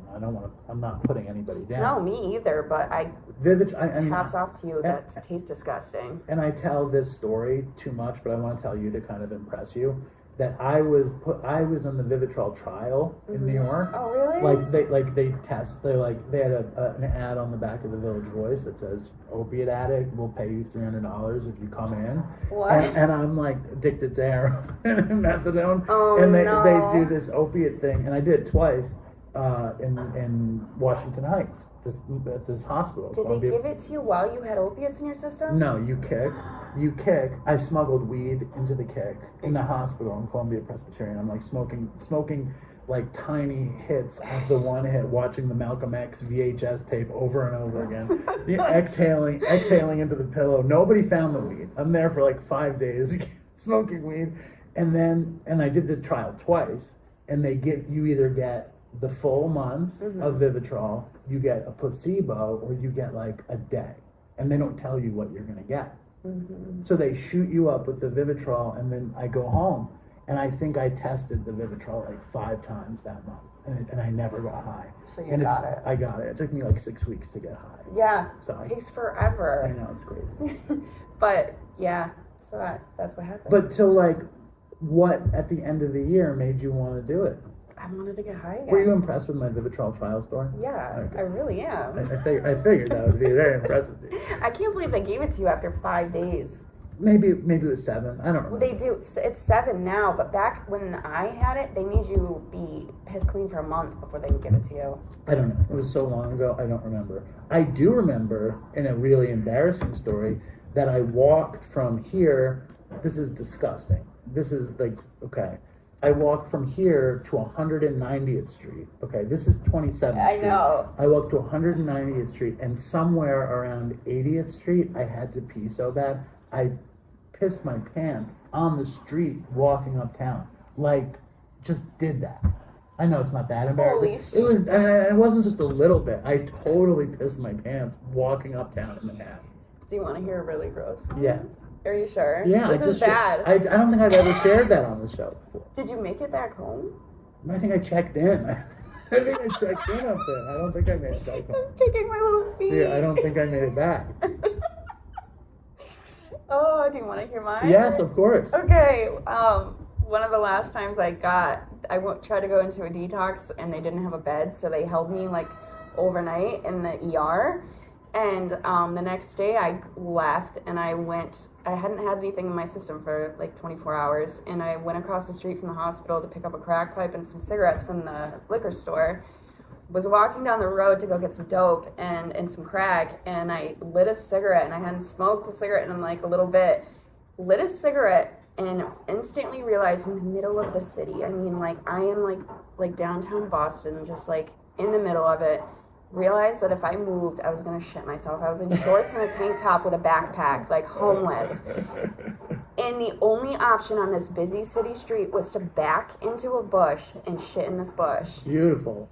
Have nothing, toilet paper, nothing on me. The only thing I have is this crack pipe and a lighter. So I shit in this bush, pants down, in the city. And I was like, what do I do? I was like, I don't have anything to wipe with. So I took the lighter and I burnt the sides of my underwear to take them off. And I wiped myself with the underwear, left them in the bush. I'm staring up at like high-rise buildings. I'm like, there are people in these windows watching right now. And it was just like shamefully had to wipe my ass and had nowhere to like go clean myself up afterwards. It's like junkie MacGyver fucking burning the underwear off of you to wipe your butt. Good. And went straight to the trap. Thank you. Thank you. All right, let's go back. You're on Suboxone or you're on Vivitrol for a year. Yeah, doing coke and drinking. Doing coke. So what was like?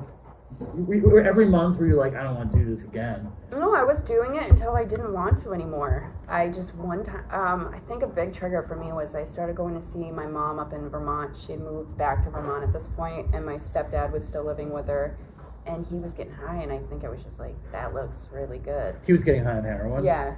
And I don't think he had been I'd never seen him do it before. So they were, back in the day, they were huge crack fiends, but like never dope, you know? And so that was a new thing that I saw him doing, and I knew he'd get me shit. So I waited all that time for it to finally kick out of my system. It took forever. Were you testing it? Yeah, I kept trying it. I waited like a month after not getting it. It didn't work. I think after like month 2, I finally got to break through it. It's incredible. I mean, I think the whole thing, I think addiction is just so incredible. And I just think about like the dude at the liquor store who sells crack pipes. Mm-hmm. It's like, does he have any idea of who's gonna fucking show up and the condition they're in? And like, just, it's crazy. It's crazy the stuff that we do. Yeah. And then the economies that exist, you know, that live off of what we do. Mm-hmm. And I mean, we don't need to go down that path. So maybe we will later. I just have to thank you for coming. Yeah. You are a quintessential. I'm not stopping this thing. Oh. I'm just in a moment of sheer joy and gratitude that you shit in a bush in Boston after I told you my urinating in my pants on the street, and there were bathrooms there. Oh, I could have God. gone someplace. I don't know why I didn't. Dave, that's really bad. I know. Why are you judging me for? What are you judging me for? All right. So is this a safe space? It's just, not anymore. I felt safe until you said that. So you relapse with your stepdad. Yeah, and you relapse with your stepdad, and you're gonna judge me for peeing my pants in the hand. So when do you wind up? What happens next?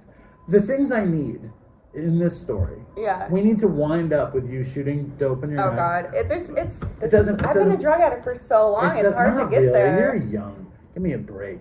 But I got sober. I hadn't started until I was 41. When'd you start?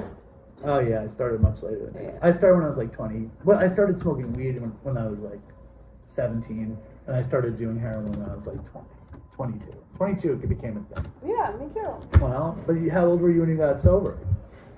31. You have to not fuck this up. I know. Your genetics are much worse than mine. Yeah, but I've done a lot of work on myself, so I feel like I'm gonna Dude, do it. I have every confidence in you, Yeah. but you need to keep it fresh. I know. Well, that's what my work does. Exactly. People think I'm fucking crazy for doing what I do, but it keeps it fresh.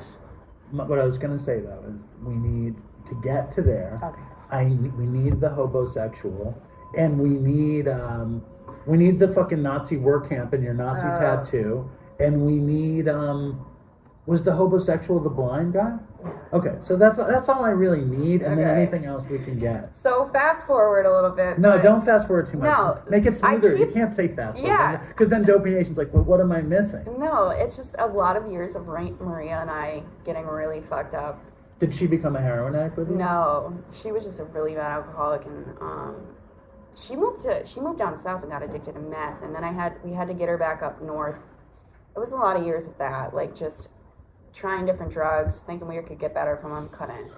So I'm with Zach, living with Zach. His thing, I'm not getting sober. He's drinking. He thinks he's sober. He thinks he's better than me. Whatever.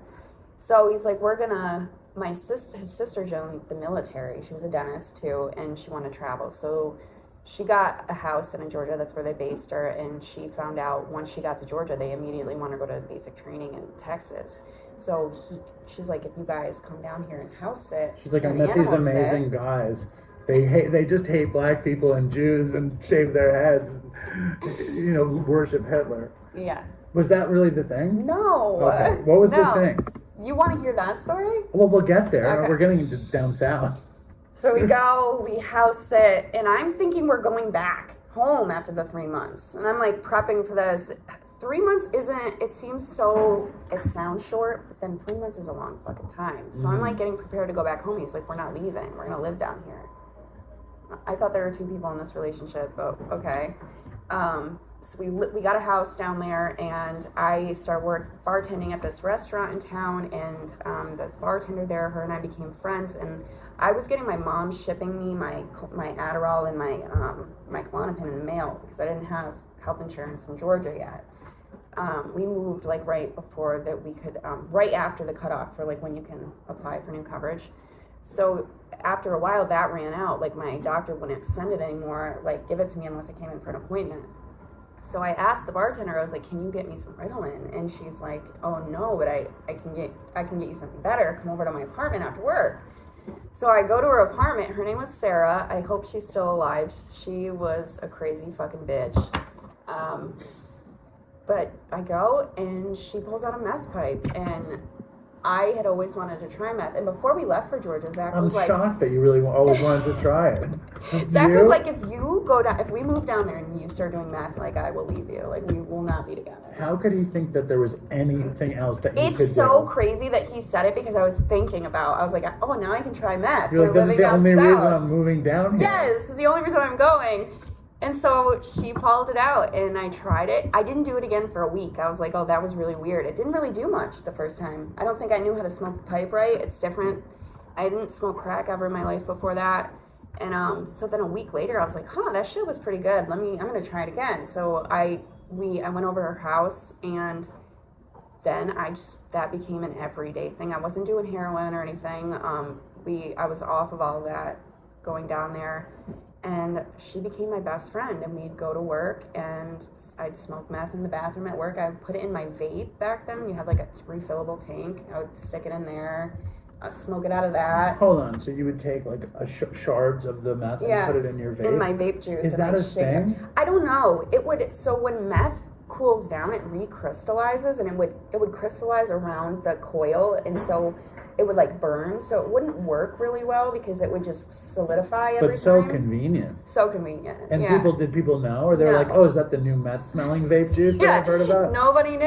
It was, and that, I went on like that for like 2 years. I but love that. Sarah is the reason why I got into the crazy situations down there, you know. And you never shot the meth? I did twice, and it scared the fucking shit out of me. I wanted nothing to do with it. I hid in my closet for like 10 hours when Zach was on a business trip down there. It scared the shit out of me. So I always just smoked it. And she always said, she's like, the reason why people go into psychosis and like lose their fucking mind is because they're shooting it up. Like, if you just keep smoking, you can enjoy it and sustain. I found that when I smoked meth, like, first of all, my body was not built for meth at all.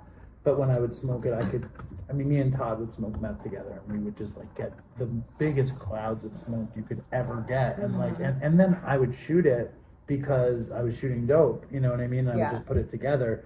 And like, I hated it. Like, it was not a drug that ever made me feel good. No, it's terrifying. It makes you scared for your life.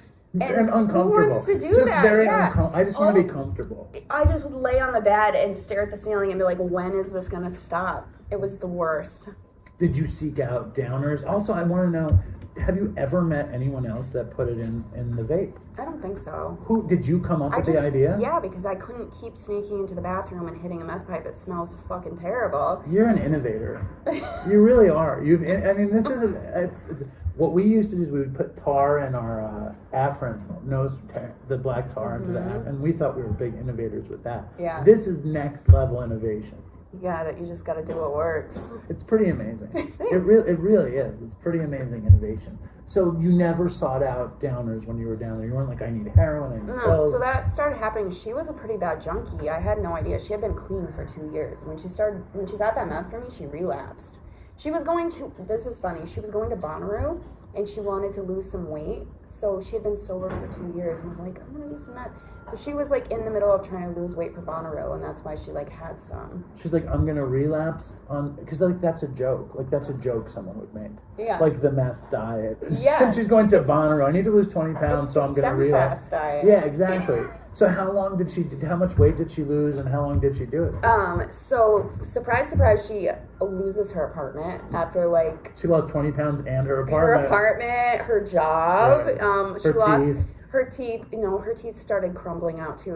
That is not even funny though. She was a lot older than me. I was like 26 at the time. She was like 36. She was older. She had like 10 kids she didn't have anymore. They all lived with her mom down the road. It was very sad. The more I got into it, the sadder it was. It's less funny now. It was funny when she lost weight for Bonnaroo. It's still funny. Right. But so she was like my like, I thought I was a big time like drug addict, and then I got into this world down there and I realized how green I was and like how I didn't know anything. And the guy so I was just meeting all these different drug dealers with her and all these sketchy people. She was like living out of like the projects at one point, and the guy, the Aryan Brotherhood guy, he was just like a guy that we were buying meth off of. And one night I went with him. I was fucked up on benzos, and I was driving around with him. He was dealing drugs, and he went and picked up his brother from his dad's house. He was like this bald white guy, you can assume. And I'm sitting in the passenger seat, and I remember like opening up a glove box, and there's just a fucking gun in there. And I was like, all right, I'm just gonna close that back up. His brother gets in the back seat. I'm all looped out on benzos, and we're smoking meth, and they start getting into like a heated fucking argument. He's in the driver's seat. Brother's in the back. The brother's like, I think blacks are worse than Jews, and the dad's like, are you kidding me? Jews are so much worse than blacks. Exactly. Was that the debate? That was the fight. Okay. So they're arguing, and I'm like trying to like talk to the brother. I'm like, just calm down. This guy punches me so fucking hard. I've never been hit. I've been hit by a man one other time besides this. The driver or the passenger? No, the brother though, because he wanted meth and he wouldn't sell him any, and his brother was losing his mind. And I'm all fucked up trying to tell him to calm down. I don't know either of these people. Really? Like, how did you wind up in the car? Because you were buying meth from the one guy. Yeah, and so he lays me out. I've never I saw stars. I thought it was bad. And the guy was just like so profusely apologizing. He kicked his brother out of the car. And that's how I ended up on the compound that I was on. He's like, come stay with me.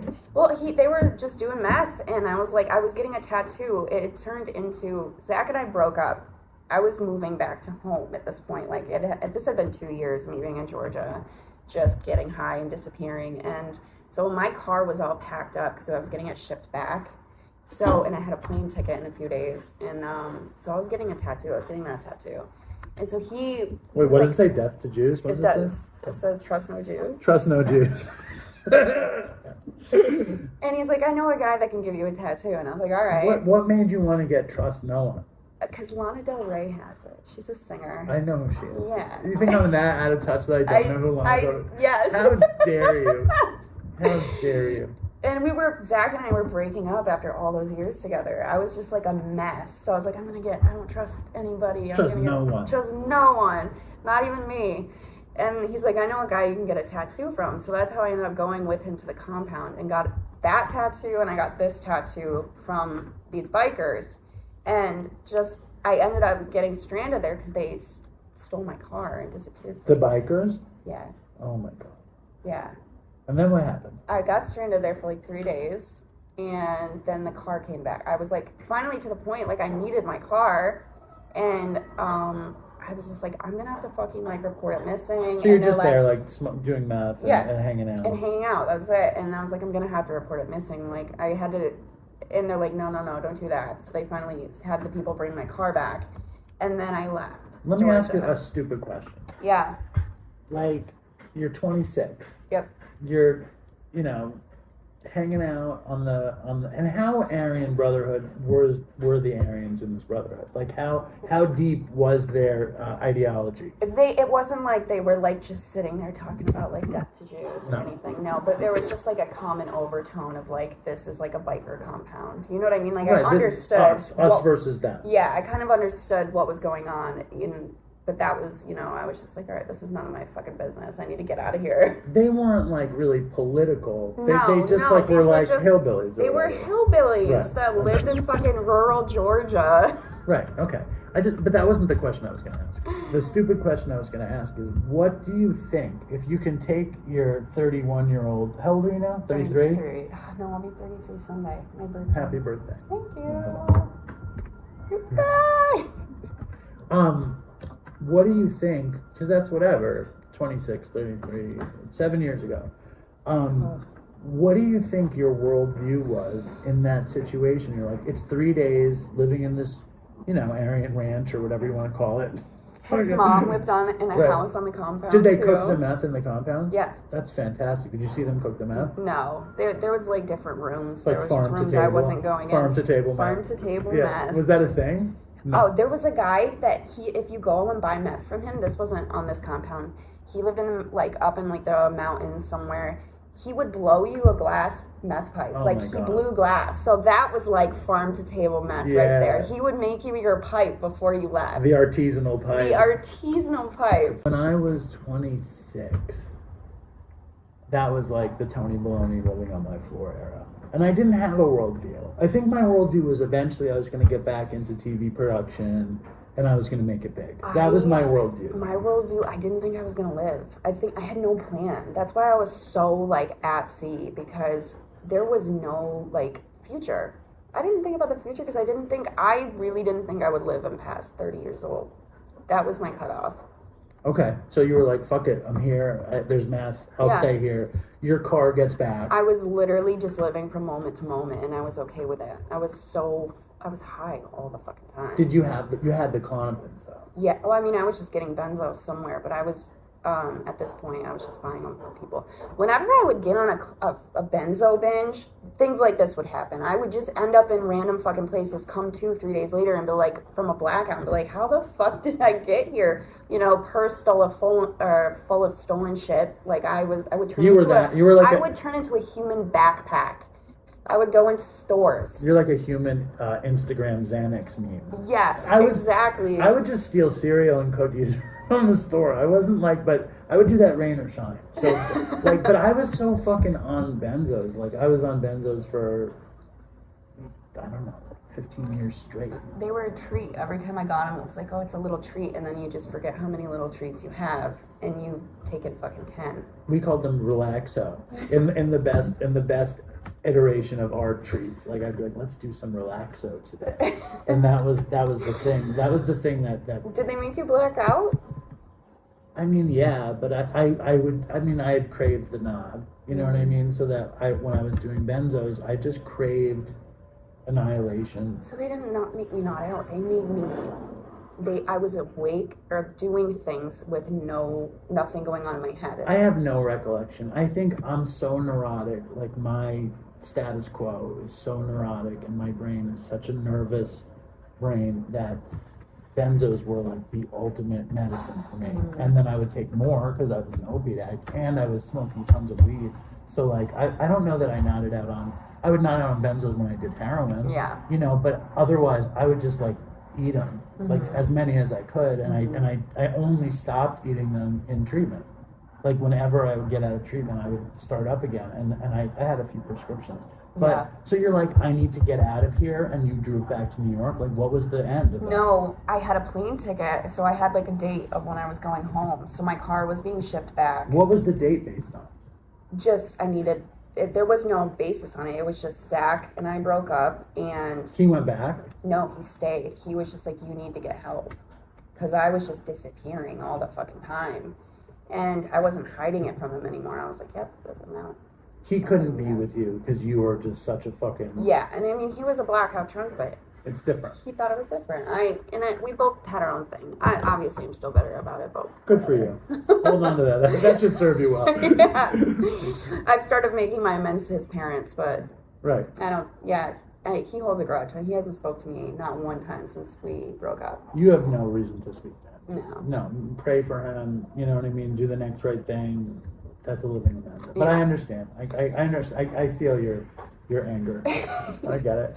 But talking to him is not going to do you any good. No. So, I mean, maybe when you're old, you know, like maybe when like everything, the dust has all. I know, but settled. the why I say that is because I think my sponsor wants me to make amends. In what way? Like a conversation. I think that's what she is expecting. What does she say you should do? Apologize For what? for all of the things. So, like, give me the top two. Top two, not being faithful, and I think I beat him up one time when I was up in Georgia. That was like one of the. Are you the in touch last. with him? No, he's never spoke to me. Have you reached out to him? No, Well, I wouldn't. what about a letter? A letter would probably work. I suggested to my sponsee to make an amend via letter because he refused to do it. Yeah. And I don't think he did it. Yeah, I made an amends to his dad a couple weeks ago. What did his dad say? I left it on his voicemail. I had to go get my tooth fixed, and I was gonna make it then, and because he was my dentist, and he ran out of the room. He was busy because I had like an emergency appointment. He's still your dentist. Well, he's my he does implants, and he had to fix my implant the other day. And so I didn't have the time, and I said I was going to do it, so I called and left it on his voicemail. Did he call you back? No.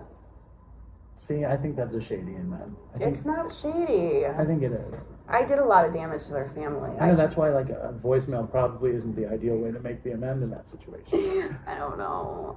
I think you should have a conversation with him. Maybe. I'm not your sponsor. Talk to your sponsor. Okay, so you go home. I went home. Were you dying to do heroin again? I was doing heroin again at that point. In with Georgia? Sarah, yeah. So where was the heroin in Georgia? It was so hard to find. It wasn't bags and it wasn't tar. It was like these hard gray rocks. And you had to buy it by like the gram. Instead, we're using, bundles is what I'm used to. So I never knew how much I was actually doing, and I never knew how to get it myself. So I'd have to get it through Sarah, and it was always through some shady ass person. So I was doing it and addicted to it again, but meth was mostly my favorite thing at that point. So I came home. It was Halloween. I had to fly home on Halloween in 2017. And I went to my mom's house because I didn't have anywhere else to go. And I stayed there for a couple weeks until I kind of like got my shit together a little bit to figure out what I was going to do. And Maria was sober in AA and stuff. She went to a sober living in Canaan, Connecticut. So she was like connected with Mountainside and all that up there. And she's like, you should move up here and get sober and do all the things. And it worked for me. It could work for you. So I was homeless, living out of my car up in Great Barrington for like a month. And then... What year was that? It was the winter in 2017. Wow. Yeah. That's interesting. I think that's right when Chris left Great Barrington and moved to Boston. But all that crew is still there. Do you know that crew? I know not Jeff Woods. Colin Woods. I have a Jeff Woods where I live now. And Dylan Woods? I don't know if I know Dylan. I worked with Colin's girlfriend at Allium on Railroad Street. And I got a job there. The manager at the time, I was living on his couch. He was Maria's like best friend. So I got connected up there. I started going to meetings, meetings at Mountainside and all the other places, and had a job and had a place to sleep, and just kind of worked until I could get an apartment. And I got like a subsidized apartment right downtown in Great Barrington. It was like $400 a month. It was a really good deal. At the time, I didn't realize how good it was, and that was like when I kind of got into treatment and everything. And then I relapsed again. I think maybe like 3 months in. Is Mikey downstairs? I don't think so. Okay, he's all right? Yeah, he's good. Okay. So you went up, did you get sober? So no. I mean, I did for a couple, like 3 months in Great Barrington. Relapsed. Hold on, you come home from Georgia. You're strung out on meth, probably strung out on heroin. You probably have your Klonopin prescription and your Adderall prescription. No, that was gone. So all that was gone. So when you come home... There's no meth in Vermont. Right. It was gone. So that's gone. That's gone. Heroin? I wasn't doing dope at You the just time. kicked it. Yeah. And everything's gone, and you're just like, okay, I'm going to try a new way of life. Yeah. All right. Yeah. So you do it. For like 3 months. I went to meetings, got a sponsor, hung out with only sober people, and then the restaurant that I worked at would do dance parties once a month, and I got drunk at a dance party one night, and that was it. Once I started drinking, there was this guy that hung out at our bar at my job that I knew sold drugs, started getting coke, and just the whole thing played out again. And then, who are you with? Who are you around? So I was hanging out. Maria and I really weren't even hanging out at this point. She was sober. Yeah, she had me move up there. Well, asked me to. I agreed, and then she kind of just like, I got my apartment. She never came to my apartment, not one time. Do you think she thought you were just still fucked up? No, I think maybe a little, but I think Maria and I had such a huge past. I think she had this whole new life, and I think she was like a little terrified that I was gonna like out her to all these people, and like heard everything she had done. Yeah, and stuff that she didn't want them knowing, and I think there was a part. I don't know. It's also reliving it, probably. Yeah, who knows? Fish. She's like just really mentally ill too. So, shout out to Maria. Yeah, she'll probably hear this. We'll take that out. We can take that out. No, it's okay. Okay. How does it get bad again? Oh, I'm trying to remember. Okay, so I found the drug dealer, then he introduced me to this like... Did you start dating him? No. Okay. No, we were just hanging out. He had just gotten in a car accident and had broken his neck, and he was in like a halo. Right. And he... Isn't it sad how funny those things are? It was hilarious. And he was... Drug there's dealer like, with a halo. you know Great Barrington, like it's a bunch of wealthy people that have nothing to fucking do. I don't know it well. I think I've been there like a day, but I know that it's nice. Somehow I get introduced to this older lady whose husband was pretty well off. He owned this factory in town, and she had access to like, they were buying... Was it like a sandal factory or a hammock factory? They were making tile, like they make all the tile for like Versace Nice. stores and stuff.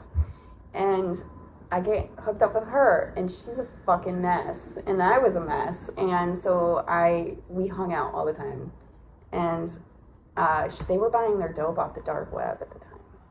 So I didn't know. I was just doing coke with her, and she's like, "Oh, I do fentanyl." And they were just buying fentanyl, and I was like, "Oh, that's interesting." Was she an older lady? Yeah, she was like 50 older, something. wealthy Great Barrington. Yeah, and that was the first time I shot up coke. We were doing coke together. I had shipped all of my stuff there. I wasn't doing needles or anything at that point. I had reached into the pockets of one of my coats. I found a bunch of Xanax, and I found an old rig. We were doing coke, and that's the first time I shot up coke. I was like, oh, you can actually, like, I'm gonna try this. And then I was like, oh, this is amazing. Did she do it too? No, she never used needles. But I started getting fentanyl and stuff from her, and then we hung out every day, and we started doing the thing where we were doing benzos. She had like bottles of benzos. We were doing fentanyl and coke and ketamine. I was doing a lot of ketamine at that point. What I did found the a ketamine dealer. What did it look like? It was just crystals. It's just like little powdery crystals. And they sell it in bags or in yeah, you buy it by like the gram. I never bought ketamine. Yeah. You got to be careful with it. I'm thinking about getting treated for my depression with it now. Yeah, it's worked for some people. I'm just kidding. No, really? I'm not getting ketamine treatment. Oh. I'm not that depressed. I'm all right. I'm just joking. But I never really. I only did ketamine a couple times. But I've always been interested in how you buy it. Yeah, it's like crystals. It looks like meth, but it's not like huge chunks. It's like little shards. In a little bag. Like in a coke bag. Okay. Yeah. So you're doing coke, fentanyl, ketamine, and you're just shooting the coke and the fentanyl. I was sniffing the coke too, but yeah, I was shooting it, and it got to the point where we were doing all these different drugs, and it was like clogging up our nose. So we're like, how can we do this and do it all at once? Are you boofing it? No, we started doing the nasal bottles. Okay. Putting the coke and the fentanyl and the ketamine, all of it, mixing it up in the spray. This is incredible. And we would just use that all day. And that was when I had my first OD. So you weren't impressed with me putting the tar in there because you're creating a new drug in your nasal spray. Yes. And then that's when you had your first OD. Joey. Yes. Joey. He reached out. Shout out to Joey. Yeah. Hadn't heard from him in years. He was that first boyfriend that got me addicted to blues, the 30s. Yeah. Joey and he were best friends. So we used to hang out doing blues all the time. Hadn't heard from him for years. He's like, I'm living over in New York. I need heroin. I can't get heroin here. He had a DUI. He couldn't drive out. So he's like, I'll pay you to drive me to Pittsfield and get some dope. And I was like, okay. He didn't know what was going on in my life. We hadn't talked in forever. So we go to Pittsfield, pick up some dope, go back to his apartment in New York, and I shut up a bag, and I was sitting on his floor. I think that motherfucker stole my shit. Joey? Yes. I'm sure he did. I shut up a bag, didn't even pull the needle out, and I You're out. Because I had been, he didn't know I had that nasal bottle full of all that shit, so he didn't realize I was doing all that on top of what we were doing. You know John Lennon, right? John Lennon from the Beatles. Mm-hmm. He had a little, the mortal and pestle things where you beat up, Yep. He had one of those things, and he would throw, LSD in, then he'd throw coke in, he'd throw heroin, LSD. and he would just be beating the whole thing down, dipping his pinky in, and eating it like that. So you're like the new school version of John Lennon with ketamine, heroin, and coke in your nasal spray. Yeah. It's incredible. It was incredible. Incredible. I thought I was like, dude, genius. You might be the biggest dopey innovator we've ever had on the show. You've had many innovations. You put meth in the fucking vape. Yeah. You have a mixture. Did you have a name for it? How come you? That's a mixture that needs a name. It's some kind of speedball with K. Like, I don't know what that is. A curveball? I don't know. A curveball, that's good. It needs a name, and you're nasal spraying it. Then you cop dope for Joey, go to Pittsfield, take a shot, and you're fucking down. Yeah, and I think Joey, he was doing dope and stuff, obviously, but I don't know if he'd ever seen anybody overdose. He had no Narcan at his house, so he called 911, and I remember just, because I was on the floor sitting at the coffee table, and I wake up, and I'm laying on the couch, and there's EMTs standing over me, and they're like, we just had a Narcan use 6 times, like, screaming at me, and I'm, like, looking at them, and I look at Joey, and they're like, do you want to go to the hospital? I'm like, no. I ran from the living room into Joey's bedroom, locked the door behind me, and just fell asleep in his bed. And I woke up the next morning. He must have just not bothered me. And I go out the next morning, I'm like, because I had a whole bundle left. And I'm like, oh, where's my shit? Because I had it on the table. And he's like, oh, they took it. He did it. He did it. He definitely did it. I've tried to call him out on it, and he's like, You know, You fucking Joey, know, you Joey. fucking come on. Let's be honest here. But did you have the bottle with the Yeah, I with the still had mixture? that. Yeah, but I left his house at 10 in the morning. I'll never forget it. And I called my mom and I was like, I need to go to rehab. Like, it scared the fucking shit out of me. The first OD. Yep. I was like, I need to go to rehab. So I drove myself straight to the emergency room, checked myself in, and my mom showed up with clothes for me, and she was like, all right. And I went to rehab, and I had every intention of staying clean. Where did you go? I went to McGee Detox in Pittsfield, Massachusetts. And they sent me to their CSS program, which is the rehab up there, and which is a 2-week program. Was this the spot that banned you ultimately? Yes. Okay. Well, I've been banned. Shout out to McGee's. I've been banned by both of them. Okay. I'm sure now I'd be welcome back. Yes. Let's just hope I never have I went to go. Mountainside, and now I paid them to take care of me, and now they pay me to advertise I them. can't believe you went to Mountainside. That's where Dopey I didn't started. have enough money to go to Mountainside. Well, you know, I come from a very affluent Jewish family. They gave us some kind of deal. We got some kind of scholarship. Some Jewish deal? Some, well, don't tell the people in Georgia, but I think some kind of Jewish deal was made. No, I think like you can get, Jews tend to find deals. And I went to Renaissance in Delray Beach, and we got like 3/4 off or something. Did you get like a scholarship? Yeah, Okay. We did scholarships. I think Mountainside was, when I went, I think it was $12,000, and I think my father paid for it. Who I kicked out of here. Was that for a month? Was $12,000, right? Yeah. Because the AccuCare that they had just set up when I was up there. It was $10,000 a month for a month of AccuCare, which is like the step down program they have. Right. Chris was in Mountainside for like 6 months. I know. I had a friend that was there for 2 years. Right. 2 years. So I was in Mountainside. I think we paid $1,000 a month for the month I was there for the year. You know, for the next year. When I say we. My father paid for all of it, and I never paid him back. Just to be clear about my accountability and how much my father has taken care of me in my life. Yeah. And I still blame him for my drug addiction and whatever else I can find to blame him That's for. not very sober of you. It's fun, though. It's such a good time for me. I know, I don't really blame him, but when you look back at childhood memories, sure, we weren't, passing the Coke tray around on Christmas Eve or at the Passover Seder, but every memory I have of my childhood was in my room watching television. I think they gave me a TV with cable in my room when I was like 8. Same. So I think we should blame both of our parents. Your parents were way worse than mine. I spent way too many years blaming my parents. Listen, I'm don't done. be so sober on it. Have a little fun. Let your freak flag fly. But okay, so where were we? You were in McGee's. I was. So I went to the rehab and met a boyfriend. Shocker. Yeah, shocker, right? We grew up together. He was from my hometown of North Adams, and North Adams is beautiful, by the way. it's gorgeous. Yeah, I love it. It's a shithole, but it's not at the same time. It's not. It's very picturesque. It just depends, I guess, if you grew up there, you'd hate it too. Well, I didn't. I grew up in this apartment. But we drive through North Adams every summer with my family. Like, goes to my dad's upstate, Yeah. this palatial upstate compound, and then we go to like Mass Mocha and shit and drive around North Adams. Yeah. So we like it. So Sorry I for that. went that back to my scenic detour. apartment. Hold on, back to your apartment. No, we're at fucking McGee's, and you're Yeah. falling in love. Yeah, and so when it was only 2 weeks long. It's not very long in there.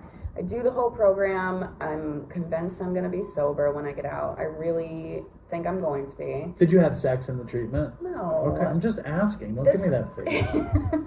And then I've never had sex in treatment either, but I like it when people do. I think it's very exciting. no, I never had the balls to do something like that. Okay, I'm sorry for asking. I just think it's exciting when people do it. I've never done. I'm very like I think it's gross and it's ballsy, but I think it's very exciting also. Well, it's just like a bunch of trash bags. I know, but there's something very romantic about it.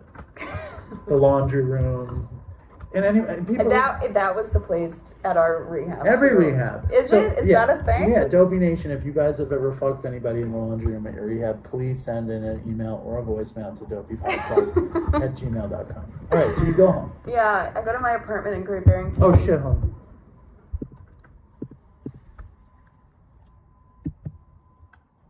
All right.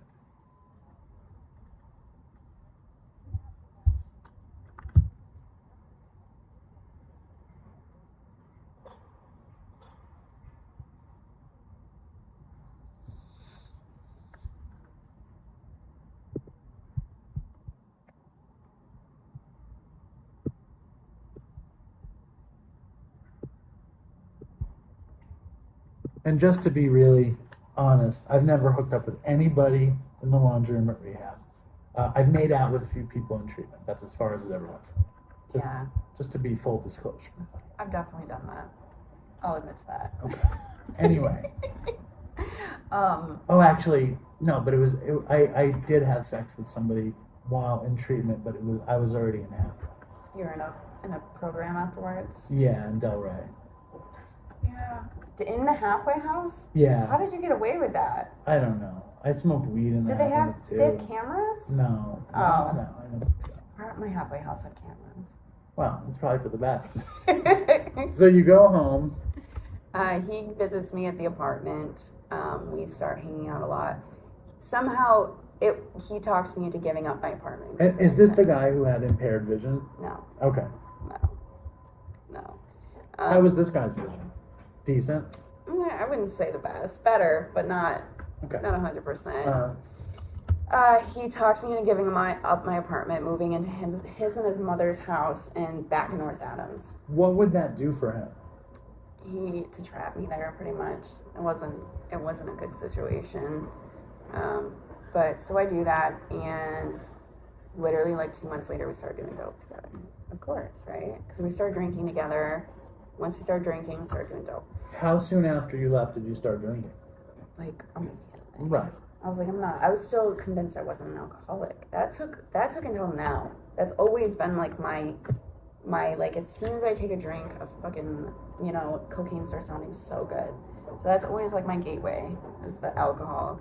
So but at this point I still wasn't an alcoholic, I thought. And so we started drinking immediately and started doing dope. His mom went on vacation, and it was in the summertime, and at this point it was still already pretty bad because he was trying to get into the methadone clinic. I'd never heard of methadone before. It's pretty new. So this morning he had left because you had to go wait at the methadone clinic to try to get in. Like, they would do intake days and you'd have to wait in line. So he went at 4 a.m. to the methadone clinic, and I was home at his house. And wait, hold up. Why was he on the methadone? He was just addicted to methadone. Our drug use had already gotten so bad again that he was like already thinking that he needed to get off of dope again. So like he was like, I'm gonna go get on the methadone program. And he left, and he's like, don't get high while I'm gone, because I would overdose. And I did. And he got back. I wasn't answering the phone, so he drove back to the house. He just had a feeling, and I had been on the floor for like 20 minutes. You had overdosed. Overdosed. He was totally right. 100% right. He gave me Narcan and gave me rescue breaths, called 911 while he was doing it. He managed to get me back with the Narcan. And when the EMTs got there, they put me in the car. They gave me Narcan again while I was already awake and talking to them. It was so fucked up. I was so sick. The neighbors told his mom, and we said that I got stung by a bee because I have anaphylaxis to bee stings. So he told them that I got stung by a bee, and then he had to call an ambulance, and we got away with that for then. And then we kept going like that, he and I, and just using. Yeah, just using.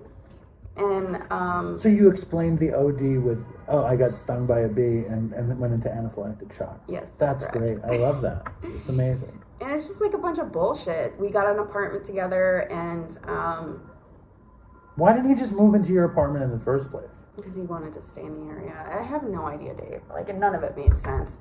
Oh, that's why. Because I lost my license in Great Barrington because I got in a high-speed chase with a cop and got arrested, got a dangerous driving charge, and lost my license for 8 months. So I moved in with him. He drove you around? I think so. I don't think he had a license either. So he drove his mom's car around. I had to park mine. I got in a high-speed chase, so all of that happened. I needed to get out of Great Barrington. I got arrested. I had to get bailed out over that girl. You can Google that one. That one's pretty awful.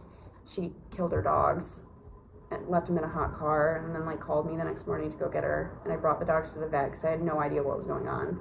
Got arrested driving away from the vet's office from the police. Because you had no license.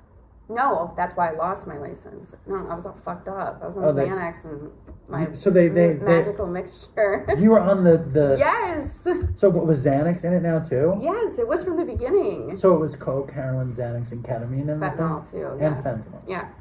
So that's why I left Great Barrington. Did you call it the magical mixture at the time? No. You were just like, that's my shit. Yeah, that was the shit. Yeah. The spray, the nasal spray. The spray. Did you go like this? Did you use with anybody at that point? Just her, just the Would you go like this when you wanted to? Yeah, exactly. You gotta make the face. Pantomiming the spray. So I love that. I love this. You're a fantastic therapy guest. I knew you would be fantastic, but you've exceeded my expectations. I drove a car through a building one time. When was that? That was when I worked at the Greek pizza place. Spray or no spray? No Pre-spray. Pre-spray. I was just doing Adderall at the time, drinking at work. You were drunk? Yeah. So you were drunk driving on Adderall? I drove my car through a glass storefront at work. The store next door. Bad. Yeah. On the job, too. So what happened with these dogs? So we were partying all night together, her and I. Did you share the spray with her? Yeah. Okay. She was the one I was getting it from. So she went to her husband's house in the middle of the night to go sleep there. She had her dogs in the car. She would always have her dogs with her. She had a big fucking Mastiff and a tiny little French Bulldog, and she always had them in the car. So she went to his house, and she was so fucked up that it was summertime, she left the dogs in the car and passed out in the house. Wakes up at 10 in the morning, the dogs are dead in the fucking vehicle. She's freaking out. The husband is there and the husband's brother. She calls me to come up there. And I'm like, wakes me up out of a dead sleep. We had been up partying all night. So I don't really know what's going on. I'm all fucked up still. I'm zanned out. I go up there and she's crying and screaming. One of the dogs they had already buried, and the other dog, she's like holding it. And I'm like, I don't know what to do. I didn't realize that they'd been dead a while. So I threw her in her Tahoe, and I threw the dog in the Tahoe, and I drive to the vet's office and get the dog out of the car. She's crying hysterically in the car. Give the dog to the vet. They call the police immediately. Police are there. I'm getting in the car to leave. And the cop's like, pull over. I'm like, no. I was like, fuck. So I just drive away. And then the cop's chasing me. So I'm going like 90. She's telling me to go to her husband's like factory. We run in there, hide. The cops know her. She's lived there her whole life. She knows they know her husband. So they came in the factory and like pulled us out and arrested us. Her father-in-law had to bail me out of jail. Lost my license. And then, so I was like, all right, maybe it's time to leave Great Barrington. So where did you go? Stayed at Tyler's, went through all that, got Overdose there. And then we got an apartment, and that's where all the rest of like the Never Use Alone and everything happened, was in that apartment. But where did you meet the guy who has no vision? So I went back to rehab a couple times. Hold on, so were you with Tyler then? No. So this is before that? We got into a domestic dispute, and he got kicked out. I had to get a restraining order on him. You had a fight? Mm-hmm. And we never hung out again, never spoke again. He moved out. I kept the apartment. His mom gave him her house, so he was fine. And I kept cycling in and out of rehab. When was the homeless shitting in the bush period? So this was like right before I went to rehab. I tried getting into rehab a couple weeks before the last time. They wouldn't take me. That's why I ended up back out. And so that was like right at the end. And what happened to the trap house days? So that is like when he moved out, I kept the apartment. I was in and out of rehab. So when I lived at that apartment is when I started smoking crack and shooting coke and going to trap houses. Met Ryan, the hobosexual, in rehab. He had nowhere to go. Let him stay at my house. Hold on. You're ruining the whole bit, though. You need. So you're in rehab again, and you fall in love again in rehab. Yeah. Would you say it wasn't falling? It wasn't falling in love. Was it infatuation? It was infatuation. It was loneliness. And how was the man's vision? It wasn't great. He couldn't drive. He could not see to drive. He didn't have a license. He was wanted. He shouldn't have been driving anyway. He was legally blind. Yes, and he could see if he was sitting here with you and looking at you, but he could not get behind the wheel of the vehicle and see, no. So remind me of this. What was the story with him, though? So we meet in rehab. He goes into a male sober living house. I still have the apartment. So he gets out before I do. And that's the apartment you wind up dying. Yeah. Okay. So I get out. I go to meet up with him. He was going to take me to dinner. So I go to pick him up from his job. He works in like an auto body place. And we're going to go to dinner, but instead I said, how about we go get an 8-ball of Coke instead? He had never smoked crack or anything before. And he's like, okay. So we went and got an 8-ball, got a hotel room, he got kicked out of his sober living. Obviously, he didn't fucking go home. So I felt he was like, all right, well, you have nowhere to go. You're going to have to come stay at my apartment. So that's how that whole thing started. And when did you come up with the phrase hobosexual? After he left. Because he basically used you as a place to stay. Yeah, and then he would like threaten to leave all the time when we'd be fighting about drugs, and then I was like, I'd always be like, no, don't leave, and then one day I was like, you need to fucking leave, and I kicked him out, and I look outside, he's sitting on my front porch. Did he have a bindle on his stick? A big duffel bag, a big gym bag, like sitting on the porch with it, and I realized like, this motherfucker has nowhere to go. When did the phrase hobosexual occur to you? When I found out that he's like living with this somebody girl, else now. Yeah, this young college girl. He was way older than me. I'm like, this motherfucker is a hobosexual. He's lived the life. He has. He's been doing this a long time. Did you share the spray with him? No, he wasn't around for that. The spray is, I mean, like, if I was going to relapse, I'd want it to be the spray. I got him smoking crack. He'd never done it before. I'd want to shoot the spray, though. Did you ever draw up the spray and shoot it? No, I was shooting ketamine at the time, though. Like, just by itself, but not the spray. Why didn't you ever shoot the spray? I guess it never occurred to me. I think that's a problem. That's a problem for me that you never thought to shoot the spray. I don't think I'd want to shoot a Xanax. That sounds terrifying. They're supposed to not shoot Xanax. Yeah. There's always Xanax in the spray. Yes. All right, well, that's a good reason. Yeah. But shooting ketamine, crack, and heroin as itself sounds like a thing. Yeah. That sounds like a thing. Yeah. Is this bad for your recovery? No. Is it bad for mine? No, I do it maybe. I don't know. You seem to be getting pretty excited about it. I like the idea of shooting the spray.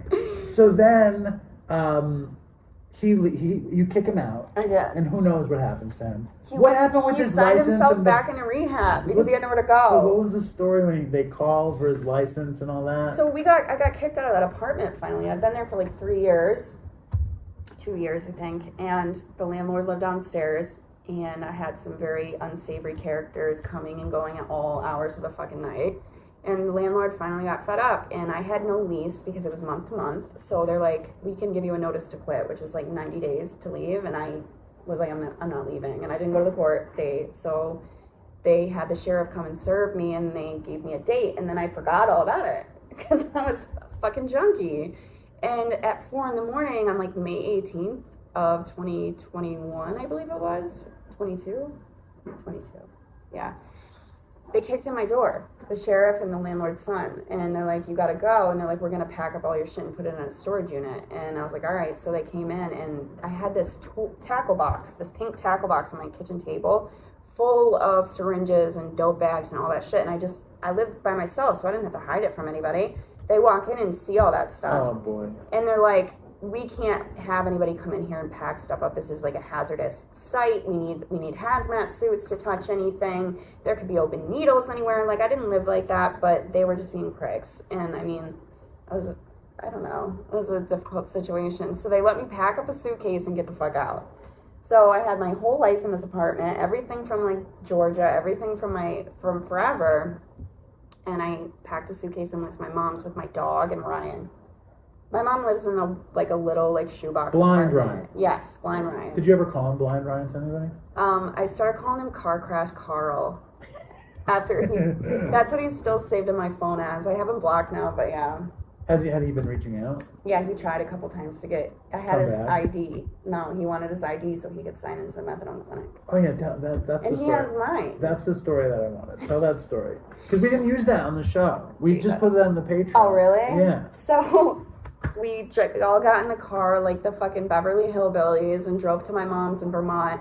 My stepdad, they weren't together at the time, and he had just gotten evicted from his apartment a couple days previous, and I didn't know this. So we show up at my mom's house, and Richie's already living on the couch, and there's no space in this place. They have a dog, so there's who's Richie? My stepdad. Okay. So there's my mom, Richie, Ryan, and I, and 2 dogs in this little housing. She lived in like a housing development, and it was just a bad scene. I had no money to get high. They were getting high. My mom wasn't. Richie was. My mom has been really trying to get sober for a long time. She wasn't doing anything. And she just enabled the shit out of Richie. And you. And me. And So I was staying there, and it got to the point that she couldn't have people there. It was like, too bad. It was an apartment building that it was like housing and public housing.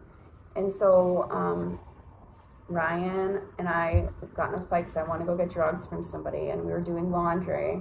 And he was like, you're not going by yourself. And I was like, well, I'm not going to be able to get anything if you're with me, so you're not coming. Like, at this point, I was so sick of this person. He never had a job. I, like, supported his habit the entire fucking time. I was just, like, wanted him gone. He's a world-class junkie. Yes. I was like, I need you out of my life. So I leave him with the car because he's doing laundry. I leave my phone. I just really didn't care at this point. Was he very good-looking? Yeah. He was very good looking. He was very good looking. Blind, very good looking, lived off every woman. Yes. He's a junkie hero. He's got a couple kids here and there. No everywhere. way. Yeah. Wow. Yeah. How old do you think he is now? 38, I believe. 39, maybe. Shout out to Blind Ryan, Car Crash Carl, wherever you are. And so I leave, and I go back to my mom's later, or my dad's house. He lived right down the street from my mom, because that's where I left my car. My dad's like, no, Ryan came here and got your car. And I'm like, what do you mean he got the car? I can't fucking see. Disappeared. My phone doesn't have cell service. We were like using it off Wi-Fi at this point. So I can't call him. He never shows back up. And I got lost just like getting drugs, getting high. And I kind of just forgot about it for a little while. And then I was like, wait, I really need my car. A week goes by, nothing from Ryan. Uh-huh. So I go to the police station and report my car stolen. I was pissed. I had no love for this person at this point. It took 2 weeks. The cops finally located my car. They call me. I was living in Vermont, like around, and the Massachusetts cops call me. They're like, does the name, what was his brother's name? They said his brother's name. Does this name sound familiar to you? And I'm like, yeah, that's his brother. They're like, well, that is the name we got from the person.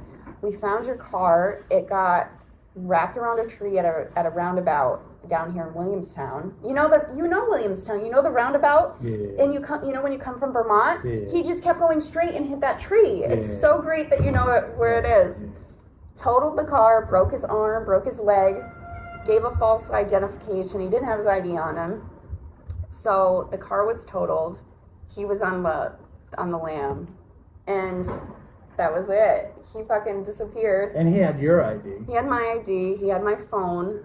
And a couple weeks later, this is weird. This is how like this all ties together. He ends up going back to that rehab that we met at. I didn't know it. I ended up going to detox again. Tried again. I signed myself in. They gave me Ativan, and I got all fucked up. And I was cheeking the Ativan. Ended up getting all fucked up in the detox. Out of nowhere, Joey messages me. He's like, I'm at McGee. And I was like, no fucking way. I'm at McGee. And he's like, I'm about to get paid at midnight. Do you want to leave tomorrow? And I was like... He knew you were there. Do you think? Of course he did. He was there, though. He had to know. There was no way. I had no phone. You think that was a God shot? I do. How did he sign him? He knew you were there. He didn't. There's no way. There was no way. He's like, meet me in the laundry room in 20 minutes. So... We both signed ourselves out. I have Ativan. It's amazing. I ended up, the girl that I was roommates with, I don't even remember her. She was my roommate in the detox. I ended up making over to the rehab a couple weeks later. She was at the rehab. She's like, I was your bedmate in detox. You remember me? I'm like, no. She's like, you gave me some Ativan. You really helped me out. But so we signed out the next morning, go back to Bennington. My car is gone. You left with Joey. Yes. But Ryan was over at the rehab. Ryan texted. I had a new burner phone at that point. Ryan was like, I was like, hey, I'll give you a new phone if you give me my iPhone back. So I go there. I knock on the door. The director knew who I was. Obviously, he's like, I can't say that he's not here or not. I was like, well, if Ryan's here, he has my phone, and I'm going to give him a phone. So he has Ryan come out, and I take the iPhone, and I was like, go fuck yourself. Like, I didn't give him the other phone, and that was the last time I ever saw him. Wow, that's what you did? That is what I did. You said, go fuck yourself? Yeah. What did you say? Baby. What did he say? Baby, exactly. Come on. Did he say that? Yes. And then you just left? Yes, and I never saw him again. Wow. Yes. And then did you shack up with Joey or no? No. We hung out before for a while. And then you moved to North Adams to the old apartment. I went back to my apartment, yeah. And How did you get back after all that hazmat business?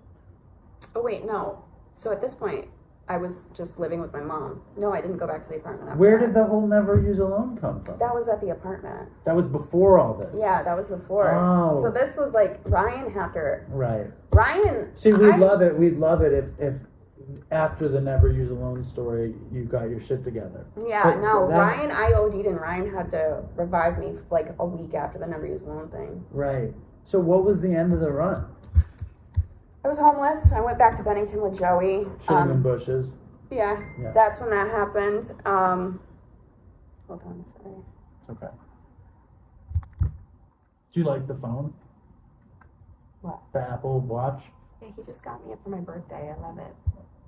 You're like, I don't really love it. I'll say. No, I really do. I'm just playing. Yeah, I kind of have to wrap up here soon. We're done. Yeah. How did you get sober? So I ended up going back to Pittsfield with a drug dealer.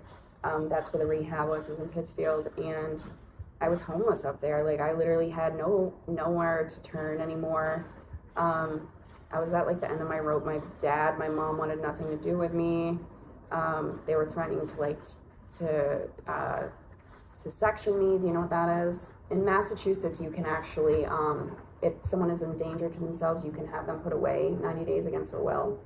That's like a Massachusetts thing. And so they were threatening to do that to me. And my dad was. My mom really didn't want to because there was just like a whole other thing with her and I. But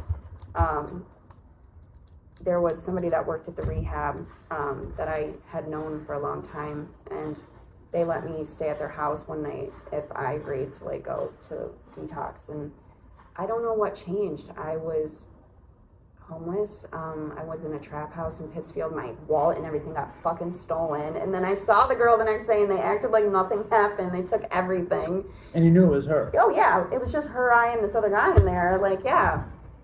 And You need to have him come up. He can come up. he doesn't want to. Why not? I don't know. He just doesn't. I can't make him do things he doesn't want to do. No, but I feel badly now. Yeah, it's okay. Okay.